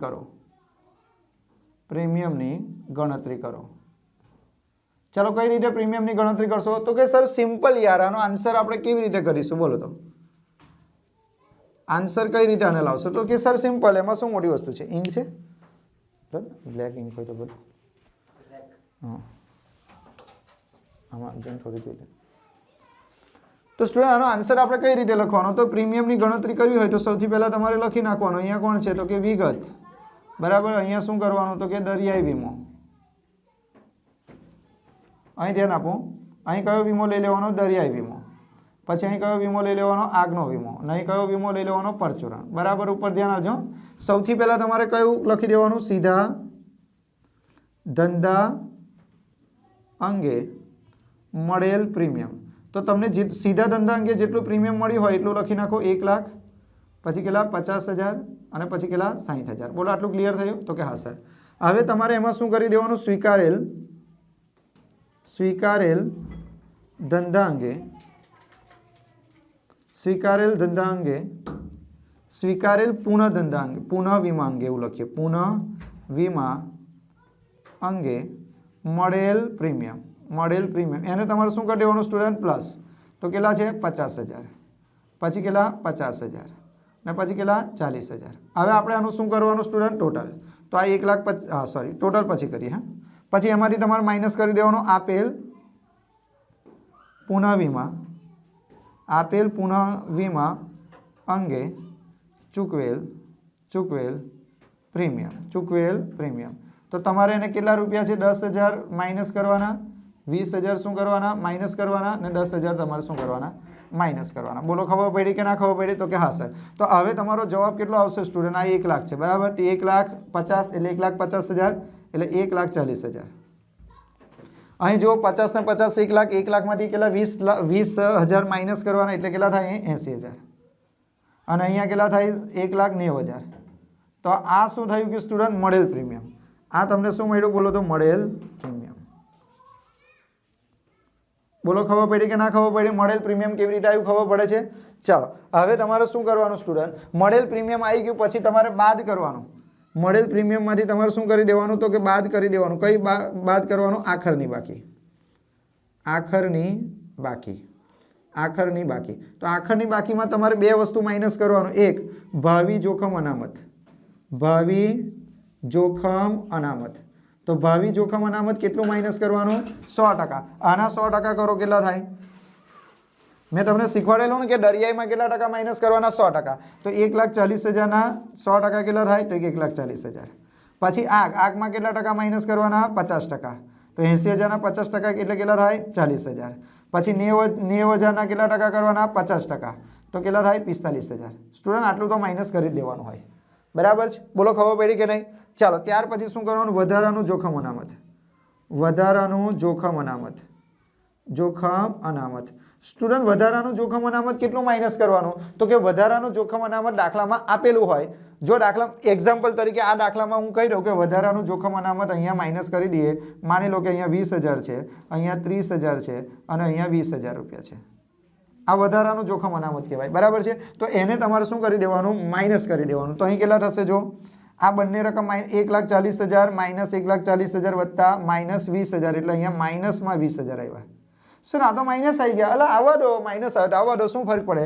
80,000 માંથી 40,000 માઇનસ કરો 40,000, 40,000 માંથી 30,000 માઇનસ કરો એટલે કેટલા? 10,000. આ પ્લસમાં આવ્યું. 90,000 માંથી 45,000 જાય તો 45,000, 45,000 માંથી 20,000 જાય તો કેટલા? 25,000. બોલો આટલું ખબર પડી? હવે તમારા અંદર શું કરી દેવાનું સ્ટુડન્ટ? ઉમેરો કરી દેવાનો. શું કરી દેવાનો? ઉમેરો. શાનો? શરૂઆતની બાકી. શાની શરૂઆતની બાકી? તો કે અહીંયા તમારે લખી દેવાનું ભાવિ જોખમ અનામત. અને બીજું શું લખવાનું? બોલો તો વધારાનું જોખમ અનામત. પણ તમારા દાખલામાં ભાવિ જોખમ અનામત આપ્યું નથી, શરૂઆતનું કશું નહીં, એટલે તમારે અહીંયા શું કરી દેવાનું? ડેશ. એટલે અહીંયા તમારો જવાબ કેટલો આવ્યો? 20,000 માઇનસમાં, અહીંયા 10,000 પ્લસમાં અને 25,000 પ્લસમાં. આને કહેવાય મળેલ ચોખ્ખો વીમા પ્રીમિયમ. બોલો ખબર પડી કે ના ખબર પડી? હવે અમુકને પ્રશ્ન થાય સ્ટુડન્ટ, હજુ તો બધા બહુ દાખલા કરાવીશું, તમારો કોન્સેપ્ટ એકદમ ક્લિયર થશે, ગેરંટી આપું છું. તમને એવો પ્રશ્ન થાય કે સર પણ આખરની બાકી કેમ માઇનસ કરી, ના શરૂઆતની બાકી પ્લસ કેમ કરી? એ અમને કોને પહેલા? સ્ટુડન્ટ એક વસ્તુ સમજો, હવે પ્રેક્ટિકલ બનજો, થોડું દિમાગનો યુઝ કરજો તો જ તમને આવડશે. કારણ કે આની પછી હું મસ્ત દાખલા લઈશ આના. બરાબર? હું મારી જાતે જ દાખલા બનાવીશ. તમારા કોન્સેપ્ટ પાકા નહીં થાય ત્યાં સુધી આપણે બંધ નથી કરવાનું. તો અહીંયા ધ્યાન આપજો. આ તો તમને ખબર પડી કે સીધા ધંધા અંગે મળેલ પ્રીમિયમ પ્લસ કેમ થાય, સ્વીકારેલ પુનઃ વીમા અંગે મળેલ પ્રીમિયમ પ્લસ ક્યારે થાય, આપેલ પુનઃ વીમા અંગે કેમ માઇનસ થાય, એ બધું તમને ખબર પડી. સ્ટુડન્ટ આનો મતલબ એવો થાય કે વર્ષ દરમિયાન તમને પ્રીમિયમ કેટલું મળ્યું? 1,40,000. આનું પ્રીમિયમ તમને કેટલું મળ્યું? 80,000. અને આનું પ્રીમિયમ તમને કેટલું મળ્યું 90,000. સ્ટુડન્ટ તમને શું લાગે છે કે માની લો કે તમારી કોઈ વીમા કંપની હોય અને વીમા કંપનીમાં આખા વર્ષ દરમિયાન તમને જે પ્રીમિયમ મળ્યું હશે એ તમારી આવક કહેવાશે. મને એક એક્ઝામ્પલ તરીકે હું તમને કહું કે તમારી એક વીમા કંપની છે, સમજો સ્ટુડન્ટ, અહીંયા વીમા કંપની, તમારી એક વીમા કંપની છે, બરાબર છે. શું છે તમારી વીમા કંપની, અને આ વીમા કંપનીમાં 50 લાખ રૂપિયાનું પ્રીમિયમ તમને મળી ગયું. કેટલાનું પ્રીમિયમ મળ્યું? 50 લાખ. તો તમે શું કહેશો? તમે લોકોને એવું કહેશો કે આ 50 લાખ રૂપિયાનું મને પ્રીમિયમ મળ્યું એટલે 50 લાખ રૂપિયા મારી આવક થશે, એવું તમે કહી શકશો કોઈને? બોલો મને એટલું કહો. એટલે ના કહેવાય મારા ભાઈ. કેમ ના કહેવાય? અરે 50 લાખ રૂપિયા તો તમને પ્રીમિયમ મળ્યું છે, પણ શું તમને કંઈ ખબર છે કે 50 લાખમાંથી તમારે લોકોને કેટલા આપવાના થશે? માની લો કે એક્ઝામ્પલ તરીકે કોઈ વ્યક્તિએ 50 લાખ રૂપિયાનો વીમો લીધો છે, કોઈ વ્યક્તિએ 50 લાખ રૂપિયાનો વીમો લીધો છે ને રસ્તામાંથી કોઈ જગ્યા પર જતો હોય ને રસ્તામાં એક્સિડન્ટ થઈ ગયો, રસ્તામાં એક્સિડન્ટ થઈ ગયું ને એની ગાડીનો ભૂક્કો બની ગયો, તમારી કંપની પણ એને 20 લાખ રૂપિયાનો દાવો કરી દીધો. કેટલાનો દાવો કર્યો? 20 લાખ રૂપિયા. તો શું 20 લાખ રૂપિયા તો આમાંથી ઓછા થઈ જશે ને? સ્ટુડન્ટ ખબર પડે છે આમાંથી કેટલા લાખ ઓછા થઈ જશે? 20 લાખ રૂપિયા તો ઓછા થઈ જશે. નહીં ખબર પડતી મારી વાત? તો કહેવાનો મતલબ કે તમને ખબર નથી, ભલે તમારી આવક આટલી થાય, તમારી આવક ભલે આટલી થાય, પરંતુ સ્ટુડન્ટ હજુ તમે કોઈ નક્કી ના કરી શકો. તમે કશું કંઈ નક્કી નહીં કરી શકતા કે ખરેખર મારી આવક આટલી જ થશે. તો એના માટે તમારે પોતાની સેફટી રાખવા માટે એવું વિચારી લેવાનું કે જો તમે દરિયાઈ વીમામાં કામ કરતા હોય તો તમને જેટલું પ્રીમિયમ મળ્યું ને એટલા જ રૂપિયાનું તમને જોખમ છે. જોખમ છે એટલે માની લો કે આ 1 વર્ષ છે, બરાબર? આ 1 વર્ષ છે. 1 વર્ષમાં તમને 1,40,000નું પ્રીમિયમ મળ્યું એટલે તમે નાચવાનું ચાલુ કર્યું, ઓહો મને તો કેટલું બધું પ્રીમિયમ મળ્યું. એટલે કઈથી પ્રીમિયમ મળ્યું? 1,40,000નું પ્રીમિયમ મળ્યું એટલે બહુ ખુશ થવાની જરૂર નહીં. કેમ કે જ્યારે બીજા વર્ષે માની લો કે આ બીજું વર્ષ ચાલે છે, હજુ આ બીજું વર્ષ પૈતું નહીં અને હજુ તો અડધું જ બીજું વર્ષ પૈતું છે, અને માની લો કે પેલું જહાજ ડૂબી ગયું અને કરોડો રૂપિયાનું નુકસાન થઈ ગયું, તો તમારા પ્રીમિયમમાંથી એને પૈસા આપવા પડશે કે નહીં? હવે માની લો કે તમે એવું માની લીધું કે આ બધી મારી આવક છે, પ્રીમિયમ એ મારી આવક છે, તમે ઘેર લઈને નહીં ગયા 1,40,000 અને પછી મહિના પછી એક્સિડન્ટ થયું પેલાને આપવાના થયા 80,000, કઈથી લાવો પૈસા? ના લવાય ને. એટલા માટે તમારે શું કરવાનું? જ્યાં સુધી હજુ બીજું વર્ષ પૂરું ના થાય ત્યાં સુધી તમારે આને આવક માનવાની નહીં. આને તમારે આવક નહીં માનવાની. એટલા માટે તમારે શું કરવાનું? આખરની બાકી જોખમ અનામત તમારે શું કરવાનું? ભાવિ જોખમ અનામત. ભાવિ જોખમ અનામત એટલે ભલે તમને 1,40,000 રૂપિયા મળ્યા, પરંતુ ભવિષ્યમાં જોખમ રહેલું છે 1,40,000 રૂપિયા પર, તો આમાંથી 1,40,000 આના મતલબ કે દરિયાઈ વીમા પર તમારે કેટલું જોખમ ધારી લેવાનું? 100%.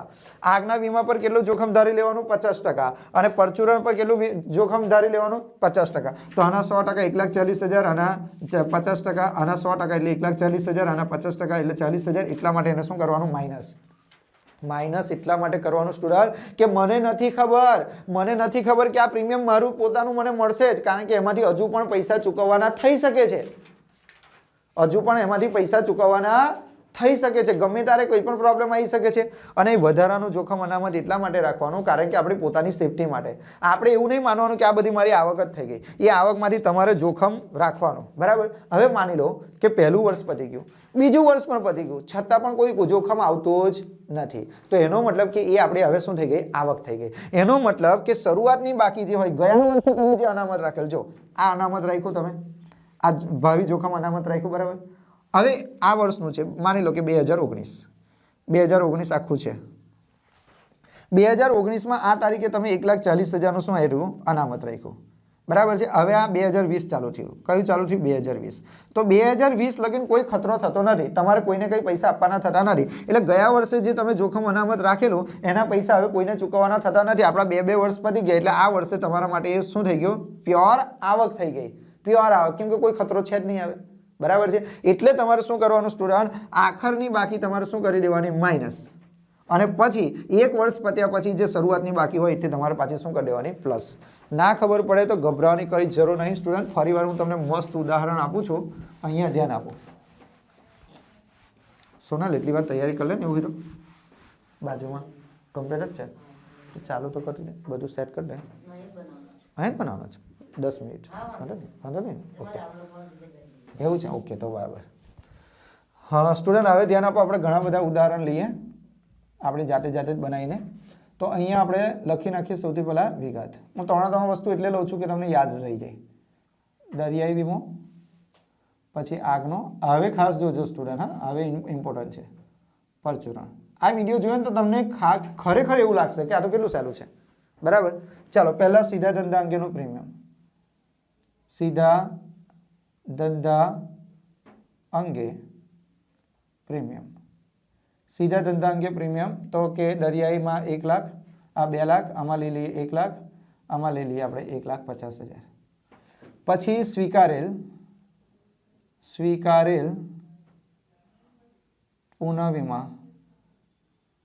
પુનઃવીમાનું પ્રીમિયમ, સ્વીકારેલ પુનઃવીમાનું મળેલ પ્રીમિયમ કેટલું લઈ લઈએ? 1 લાખ લઈએ, આનું 80,000 લઈએ, આનું 50,000 લઈએ. પછી આપેલ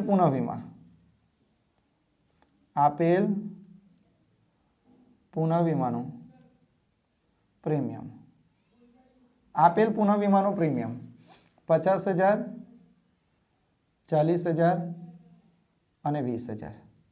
બોલો ક્લિયર? ત્યાર પછી વધારાનું જોખમ અનામત, પછી આપણે અહીંયા લખી દઈએ શરૂઆતની બાકી. દાખલામાં કશું નથી કીધું, અહીં શરૂઆતની બાકી લખી દઈએ આપણે ભાવિ જોખમ અનામત. ભાવિ જોખમ અનામત, ભાઈ ભાવિ જોખમ અનામતની શરૂઆતની બાકી આપી દીધી છે તમને 3 લાખ, અહીં 1,50,000. વધારાનું જોખમ અનામત,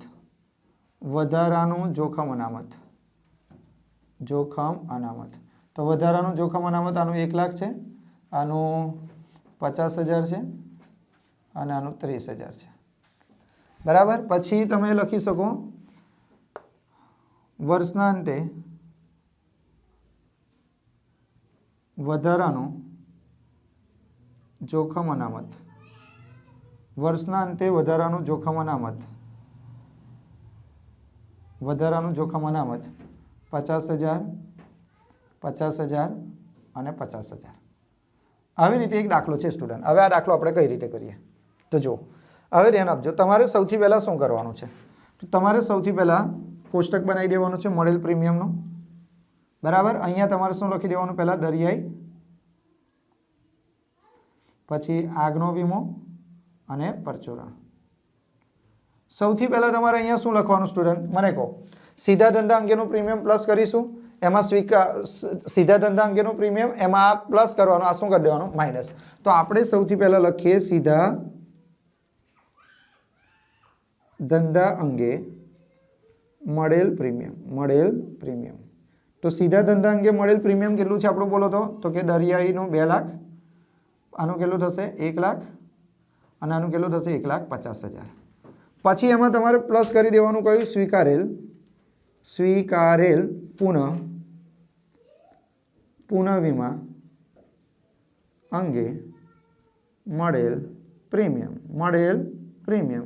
તો કેટલું છે મળેલ પ્રીમિયમ? બોલો તો 1 લાખ, પછી કેટલા છે? 80,000, પછી કેટલા છે? 50,000.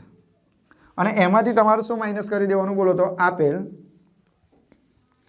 આપેલ પુનઃવીમા અંગે ચૂકવેલ પ્રીમિયમ. તો ચાલો સ્ટુડન્ટ, એ કેટલું છે બોલો તો? 50,000, 40,000 અને 20,000. બોલો આટલું ક્લિયર? તો કે હા સર. હવે તમે કરો સ્ટુડન્ટ, આ 2 અને 1 તેલ 3 માંથી 50 જાય તો 2,50,000. ચાલો 1,80,000 એમાંથી 40 જાય તો 1,40,000. અહીં કરો 2 લાખ, 2 લાખમાંથી 20,000 જાય તો 1,80,000. તો આને શું કહેવાય સ્ટુડન્ટ? મળેલ કુલ પ્રીમિયમ.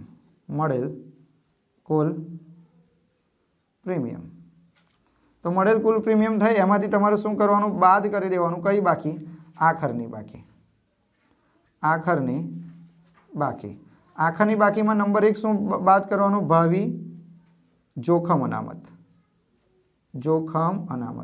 સ્ટુડન્ટ ભાવિ જોખમ અનામત તમારે માઇનસ કરવાનું. બોલો દરિયાઈમાં કેટલા ટકા? 100%. આના 100% એટલે 2,50,000 માઇનસ કરી દેવાના. હા ચાલો, આના દરિયા આગ છે એટલે કેટલા ટકા? 50%. આના 50% એટલે 70% શું કરી દેવાના? માઇનસ કરી દેવાના. આના 50% કરો સ્ટુડન્ટ એટલે કેટલા થાય? 90,000 શું કરી દેવાનું? માઇનસ કરી દેવાનું. બરાબર. ત્યાર પછી નંબર 2 શું કહું? વધારાનું જોખમ અનામત.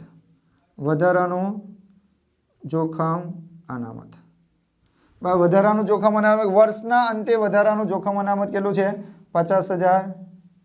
बराबर 50,000 અને 50,000 આને શું કરી દેવાનું માઇનસ આ પણ માઇનસ આ પણ માઇનસ આ પણ માઇનસ આ પણ માઇનસ આ પણ માઇનસ ને આ પણ માઇનસ ચાલો પછી શરૂની બાકી બરાબર હવે શું કરવાનું અહીંયા ઉમેરો બરાબર કઈ બાકી લખવાની અહીંયા શરૂની બાકી શરૂઆતની બાકીમાં નંબર 1 શું લખવાનું બોલો તો ભાવિ જોખમ અનામત અને નંબર 2 શું લખી દેવાનું બોલો વધારાનું જોખમ અનામત બરાબર તો ભાવિ જોખમ અનામત કેટલું છે સ્ટુડન્ટ શરૂઆતની બાકી જોઈ લો 3 લાખ તો પ્લસ કરવાનું પછી 1 લાખ પ્લસ કરવાનું પછી 50,000 પ્લસ કરવાનું બરાબર પછી વધારાનું જોખમ અનામત શરૂઆતની બાકી કેટલી છે 1 લાખ પ્લસ કરો 50,000 પ્લસ કરો અને 30,000 પ્લસ કરો આને શું કહેવાય બોલો તો મળેલ ચોખ્ખો પ્રીમિયમ બોલો છે કે નહીં એકદમ સહેલું કેલ્શિયમ આપજો સાહેબ ઇંગ બી ભરી આપજો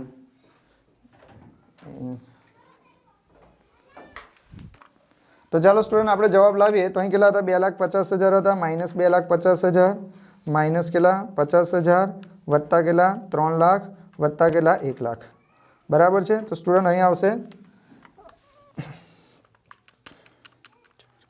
3,50,000 આવશે અહીં કેટલા આવશે 3,50,000 આ પણ માઇનસ આ પણ જો 2,50,000 2,50,000 તો ગયા અઢી સાડા તો અહીંયા બી કરો ચાલો 1,70,000 માઇનસ કેટલા 70,000 માઇનસ કેટલા 50,000 વત્તા કેટલા 1 લાખ વત્તા કેટલા 50,000 તો સ્ટુડન્ટ અહીંયા આવશે 1,70,000 ચાલો હવે આ બાજુ કેટલા 1,80,000 માઇનસ કેટલા 90,000 માઇનસ કેટલા 50,000 વત્તા 50,000 વત્તા કેટલા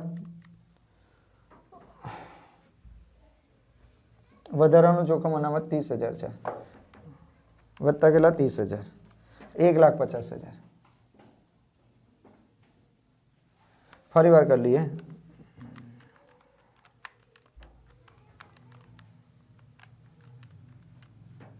₹1,20,000 આવે કેટલા 1,20,000 બોલો આટલું ક્લિયર થાય છે કે નહીં ખબર પડતી બરાબર છે તો જો થઈ ગયો આ રીતે તમે જો હજુ ઉદાહરણ હું તમને આપું કારણ કે આમાં હજુ અમુક વસ્તુની ખામી છે હવે તમારે શું કરવાનું અહીં ધ્યાન રાખજો હવે ઇમ્પોર્ટન્ટ દાખલો સૌથી ઇમ્પોર્ટન્ટ દાખલો હવે ચાલુ થાય જો આ શીખી લીધું બધા કોન્સેપ્ટ તમારા અહીંયા ક્લિયર થઈ જશે બરાબર સૌથી પહેલા આપણે લખીએ વિગત છેલ્લો દાખલો એટલે મોડેલ પ્રીમિયમ વાળો કોન્સેપ્ટ અહીંયા ક્લિયર થશે દરિયાઈ પછી લખવાનું આગ અને પછી લખવાનું પરચુરણ સૌથી પહેલા તમારે શું લખવાનું સીધા ધંધા અંગે મોડેલ સીધા ધંધા અંગે મળેલ પ્રીમિયમ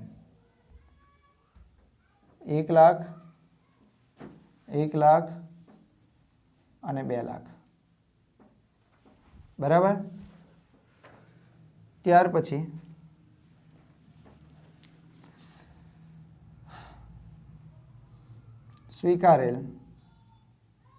સ્વીકારેલ પુનઃવીમા અંગે મળેલ પ્રીમિયમ 1 લાખ 1 લાખ અને 2 લાખ બરાબર છે ચાલો ત્યાર પછી આપેલ પુનઃવીમા અંગે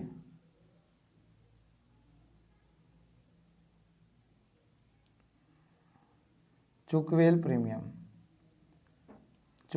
પ્રીમિયમ બરાબર છે કેટલા લઈએ 50,000 50,000 અને 1 લાખ બોલો આટલું ખબર પડી હવે અમુક વાર શું થાય સ્ટુડન્ટ કે તમને શરૂઆતની બાકી પણ આપી દીધી હોય ને આખરની બાકી પણ તમારા દાખલામાં જ આપી દીધેલી હોય બરાબર છે તો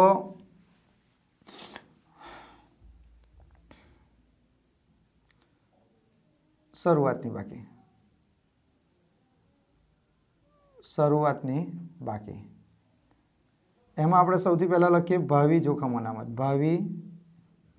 જોખમ અનામત ભાવિ જોખમ અનામતની શરૂઆતની બાકી આપણે લખીએ તો 2 લાખ, 2 લાખ અને અહીંયા પણ લખી દઈએ આપણે 2 લાખ, બરાબર. પછી વધારાનું અનામત, વધારાનું જોખમ અનામત, જોખમ અનામત. તો વધારાનું જોખમ અનામત લખીએ આપણે અહીંયા 1 લાખ, 1 લાખ અને 1 લાખ. બોલો ક્લિયર? આટલું ખબર પડી ગઈ? ચાલો પછી સ્ટુડન્ટ શરૂઆતની બાકી ફરીવાર લખીએ. આ શરૂઆતની બાકી છે ને, એ શરૂઆતની બાકીમાં જ આપણે લખી દઈએ સીધા ધંધા અંગે, સીધા ધંધા અંગે, સીધા ધંધા અંગે શરૂની બાકી, શરૂની બાકી, સીધા ધંધા અંગે મળેલ પ્રીમિયમ. એમાં તમે લખી શકો છો શરૂની બાકી અને આખરની બાકી.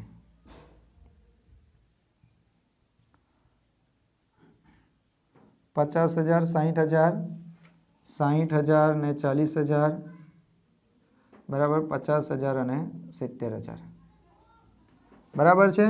પછી આપણે વાત કરીએ સ્વીકારેલ. જો દાખલો થોડો મોટો થશે, સ્વીકારેલ પુનઃ વીમા, પુનઃ વીમા અંગે મળેલ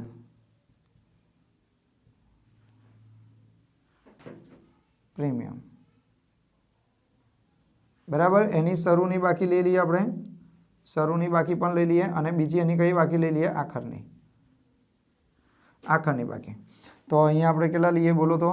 70,000,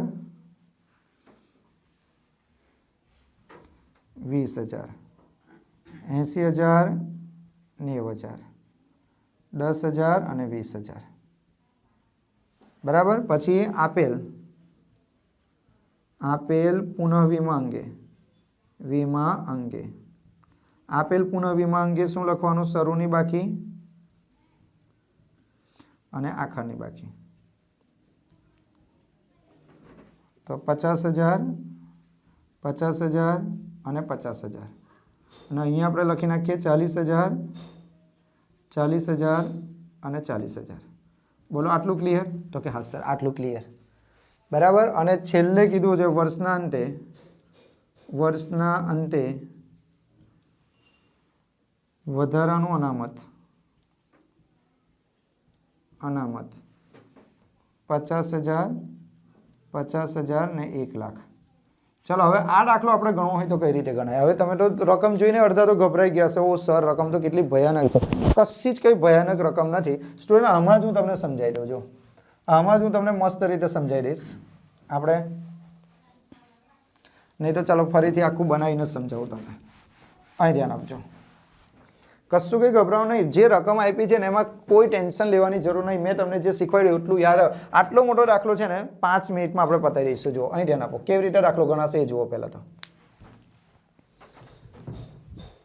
તો અહીંયા આપણે સૌથી પહેલાં શું લખી દેવાનું? વિગત. અહીંયા શું લખી દેવાનું બોલો તો? દરિયાઈ, બરાબર છે. પછી અહીં શું આવશે બોલો તો? આગ. અને અહીં શું આવશે? પરચુરણ, પરચુરણ. ચાલો સૌથી પહેલા મેં તમને શું કીધેલું બોલો તો? સીધા ધંધા અંગે, સીધા ધંધા અંગે મળેલ પ્રીમિયમ. આવું શીખવાડેલું કે નહીં કે આ પ્રીમિયમ લખવાનું? પણ સ્ટુડન્ટ જ્યારે પણ તમે સીધા ધંધા અંગે પ્રીમિયમ લખો ને તો એક વસ્તુ ખાસ યાદ રાખવાની કે જો જ્યારે પણ તમારા દાખલામાં વર્ષ દરમિયાન મળેલ પ્રીમિયમ, વર્ષ દરમિયાન મળેલ પ્રીમિયમ, એમાં તમારે આખરની બાકી શું કરી દેવાની? પ્લસ, અને એની શરૂઆતની બાકી શું કરી દેવાની? માઇનસ. આટલી વસ્તુ તમને ખાલી ખબર હોવી જોઈએ, બરાબર છે. કે વર્ષ દરમિયાન સીધા ધંધા અંગેનું જે પ્રીમિયમ મળ્યું એને પ્લસ કરવાનું, આખરની બાકી પ્લસ કરવાની, શરૂઆતની બાકી પ્લસ માઇનસ કરવાની. કેમ માઇનસ કરવાનું સમજાવું છું. ચાલો ત્યાર પછી તમારે બીજા નંબર પર શું કરવાનું બોલો તો? સ્વીકારેલ, સ્વીકારેલ પુનઃ વીમા, સ્વીકારેલ પુનઃ વીમા અંગે મળેલ પ્રીમિયમ. અઘરું અઘરું જેટલું બનાવશો ને એટલો પ્રોબ્લેમ થશે. તો વર્ષ દરમિયાન વર્ષ દરમિયાન મળેલ વત્તા કઈ બાકી કરવાની, આખરની બાકી માઇનસ શરૂની બાકી, શરૂઆતની બાકી, બરાબર. પછી એમાંથી માઇનસ કરી દેવાનું સ્ટુડન્ટ. શું માઇનસ કરવાનું? આપેલ પુનઃવીમા અંગે ચૂકવેલ પ્રીમિયમ, ચૂકવેલ પ્રીમિયમ. તો એમાં પણ તમારે આ જ રીત અપનાવવાની, બરાબર. એક તો ચૂકવેલ પ્રીમિયમ લખી દેવાનું વર્ષ દરમિયાનનું, એમાં વત્તા શું કરી દેવાનું, આખરની બાકી પ્લસ કરી દેવાની, માઇનસ શું કરી દેવાનું, શરૂઆતની બાકી. આટલું તમે કરી દો એટલે તમને શું મળે જાય, મળેલ પ્રીમિયમ, મળેલ પ્રીમિયમ. પછી તો તમારે જે કરવાનું છે તે જ કરવાનું છે. નહીં ખબર પડી સ્ટુડન્ટ આ પ્લસ માઇનસ કેમ કરવાનું એની એ વસ્તુ કહું. જો આ સીધા ધંધા અંગે તમને કેટલું પ્રીમિયમ મળ્યું? 1 લાખ, 1 લાખ રૂપિયા મળ્યું. હવે એમ સીધા ધંધા અંગેની શરૂઆતની બાકી કેટલી હતી? 50,000 ને આખરની બાકી કેટલી હતી? 60,000. હવે સમજો 1 લાખનું તમને પ્રીમિયમ મળ્યું અને બીજું 60,000નું હજુ મળવાનું બાકી છે વર્ષના અંતે, બરાબર. સીધા ધંધા અંગે આખરની બાકી કેટલી છે? 60,000. તો 60,000 રૂપિયાનું પ્રીમિયમ હજુ તમને મળવાનું બાકી છે. 1 લાખ રૂપિયા મળ્યું, 60,000 રૂપિયા મળવાના બાકી છે, એટલે ટોટલ પ્રીમિયમ કેટલું થાય તમારું? 1,60,000. 1,60,000 માં શરૂઆતની બાકી એટલે ગયા વર્ષનું 50,000 હતું, તો આ વર્ષનું ખાલી કેટલું? 1,10,000 થયું કે ના થયું? એટલે ખબર પડે છે આ જે 1,50,000નું પ્રીમિયમ વર્ષ દરમિયાન મળ્યું એમાંથી જે ગયા વર્ષનું હતું શરૂઆતની બાકી એટલે ગયા વર્ષનું પણ અંદર આવી જ ગયું હશે 1 લાખ. તો 1 લાખમાંથી 50,000 માઇનસ એટલે શરૂઆતની બાકી શું થાય? માઇનસ. એક વસ્તુ યાદ રાખો સ્ટુડન્ટ, તમે કોઈ ટ્યુશનમાં જતા હોય, બરાબર, ટ્યુશનમાં જતા હોય ને તમે તમારા સરને 100 રૂપિયા ફી આપી, તો તમારા સર ગણતરી પણ કરશે કુલ ફી કે છોકરા જો અહીંયા તે મને 100 રૂપિયા ફી આપી ને, તો સ્ટુડન્ટે મને 100 રૂપિયા ફી આપી, બરાબર છે. હજુ તારી કેટલી બાકી છે? 50 રૂપિયા ફી બાકી છે, એટલે ટોટલ કેટલા થયા? 150. પણ એમાંથી ગયા વર્ષની આ 100 રૂપિયામાં 30 રૂપિયાની ફી મળી ગઈ, એટલે મને ખાલી કેટલી ફી મળી આ વર્ષની? 120 રૂપિયા. તો આ વર્ષની ફી ખાલી કેટલી હશે? 120. નહીં ખબર પડતી? એટલે સિમ્પલ યાર, જો આ 1 લાખ રૂપિયા તમને મળ્યા, એમાં તમારે આખાની બાકી કેટલી? 60,000. તો ટોટલ તમારું 1,60,000 રૂપિયા થઈ ગયા ને, કારણ કે આટલા મળ્યા ને આટલા બાકી છે. તમને કોઈએ 100 રૂપિયા આપ્યા અને 50 રૂપિયા હજુ તમારે લેવાના બાકી છે, એટલે ટોટલ 150 રૂપિયા થયા. પણ 150 રૂપિયામાંથી 30 રૂપિયા તો ગયા વર્ષના હતા, તો 150માંથી 30 જાય આ વર્ષના તો ખાલી 120 જ ને. તો તમારે શું કરવાનું સ્ટુડન્ટ? એક વસ્તુ લખો, સીધા ધંધા અંગે મળેલું પ્રીમિયમ આ કરવાનું, એમાં આખાની બાકી પ્લસ કરવાની, શરૂઆતની બાકી માઇનસ કરવાની. તો અહીંયા તમારે ડાયરેક્ટ લખી દેવાનું સ્ટુડન્ટ. અહીં કેટલા? 1ની ગણતરી કરીને બતાવો. જો 1 લાખ, આ 1 લાખ, એમાં આખાની બાકી શું કરવાની? 60,000 પ્લસ અને શરૂઆતની બાકી તમારે માઇનસ કરી દેવાની 50,000, એટલે અહીં કેટલા આવશે? 1,10,000. તો સ્ટુડન્ટ અહીં કેટલા આવી ગયા? 1,10,000. એવી રીતે આગનું 1 લાખ, એની આખાની બાકી 40,000 પ્લસ 60,000 માઇનસ. તો આ શું કરવાનું? પ્લસ. આ શું કરવાનું? માઇનસ. તો કરો 1 લાખ વત્તા કેટલા? 40,000 માઇનસ કેટલા? 60,000. તો સ્ટુડન્ટ અહીં કેટલા આવશે? બોલો 80,000. બોલો ખબર પડી? પછી પરચુરણની વાત કરીએ તો આ શું કરવાનું? પ્લસ. પછી એની આખાની બાકી અંદર પ્લસ કરવાનું, આ માઇનસ કરવાનું સીધા ધંધા અંગે. તો શું કરવાનું? 2 લાખ વત્તા કેટલા? 70,000 માઇનસ કેટલા? 50,000. તો અહીં કેટલા થશે સ્ટુડન્ટ? 2,20,000. 2,20,000. બોલો આટલું ક્લિયર થયું? તો કે હા. પછી સ્વીકારેલ પુનઃવીમો. તો સ્વીકારેલ પુનઃવીમાના કેટલા છે સ્ટુડન્ટ? આ 1 લાખ, એની આખાની બાકી કેટલી થઈ છે? આ શું કરવાનું? અંદર પ્લસ, આ બંનેનો સરવાળો, આ શું કરવાનું? માઇનસ. તો કરો કેટલા છે? 1 લાખ વત્તા કેટલા? 20,000 માઇનસ કેટલા? 70,000. તો સ્વીકારેલનું કેટલું થયું બોલો તો? 50,000. ચાલો પછી આગના કેટલા છે?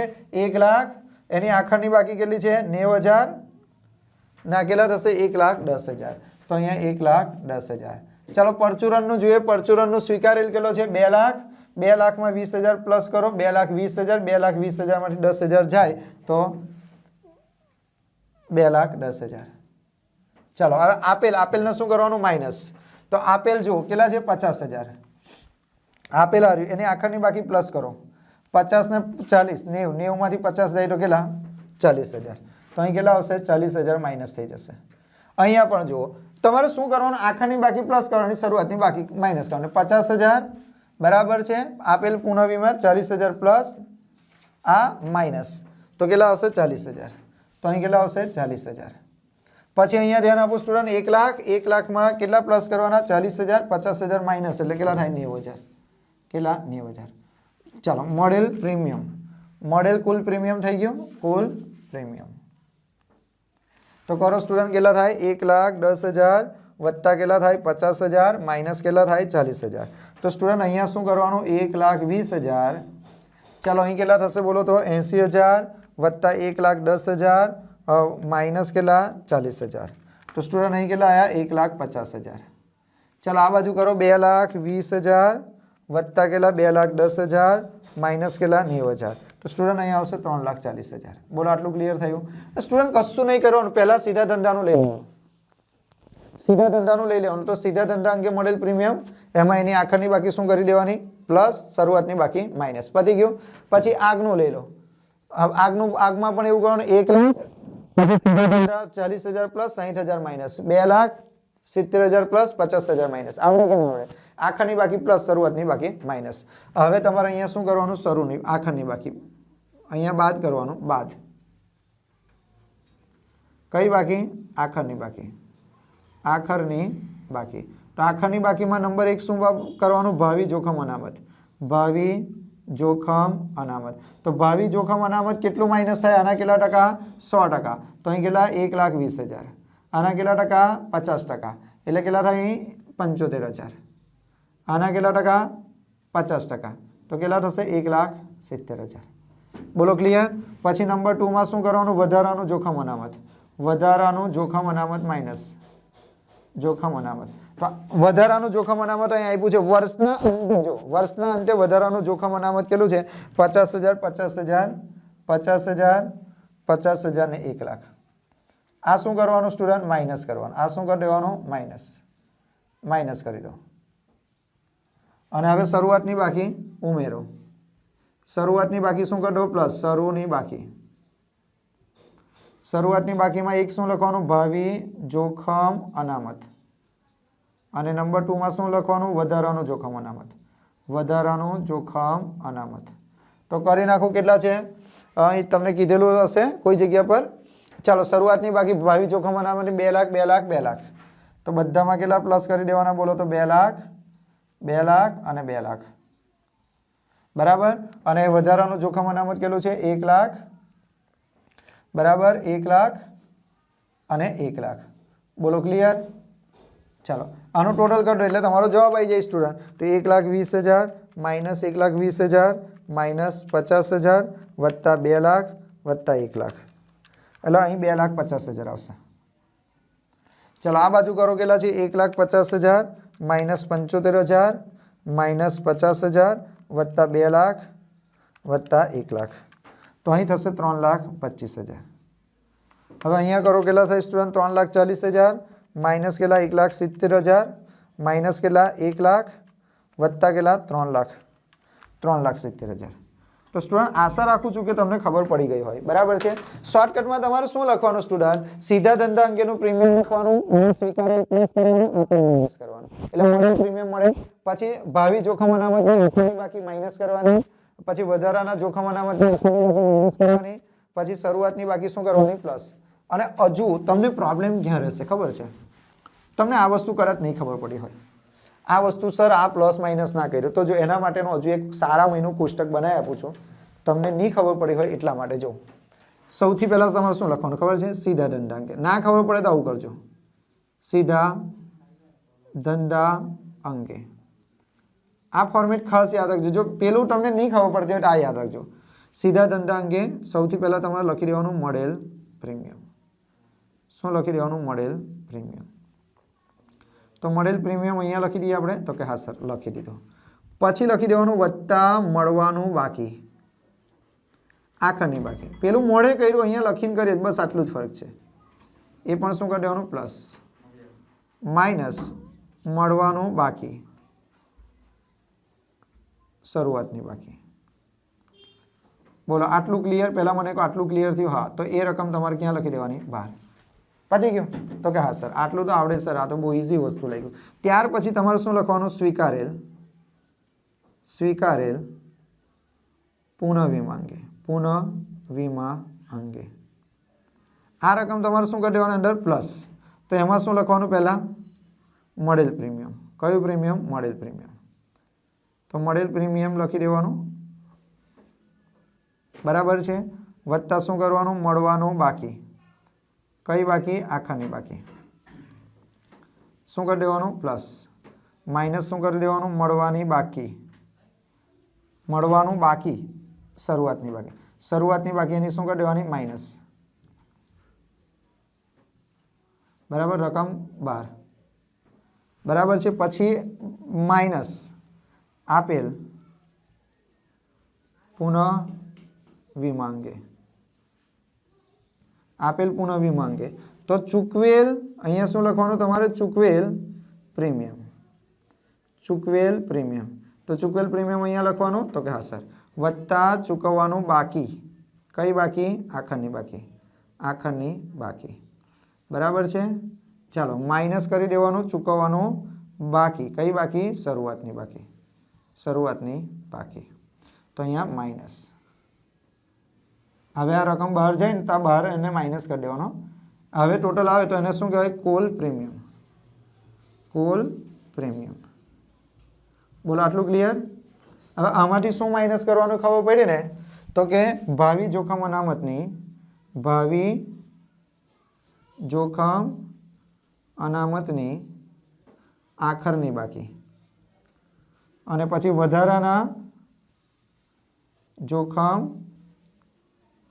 અનામતની આખરની બાકી, આ બંને રકમ શું કરી દેવાની સ્ટુડન્ટ માઇનસ, આ બંને રકમ કેવી કરી દેવાની માઇનસ, કેટલા ટકા દરિયાઈ હોય તો 100% બરાબર, વીમો પછી આગ હોય તો 50 ને પેલામાં 50, વધારાનું તો આપ્યું જ હશે।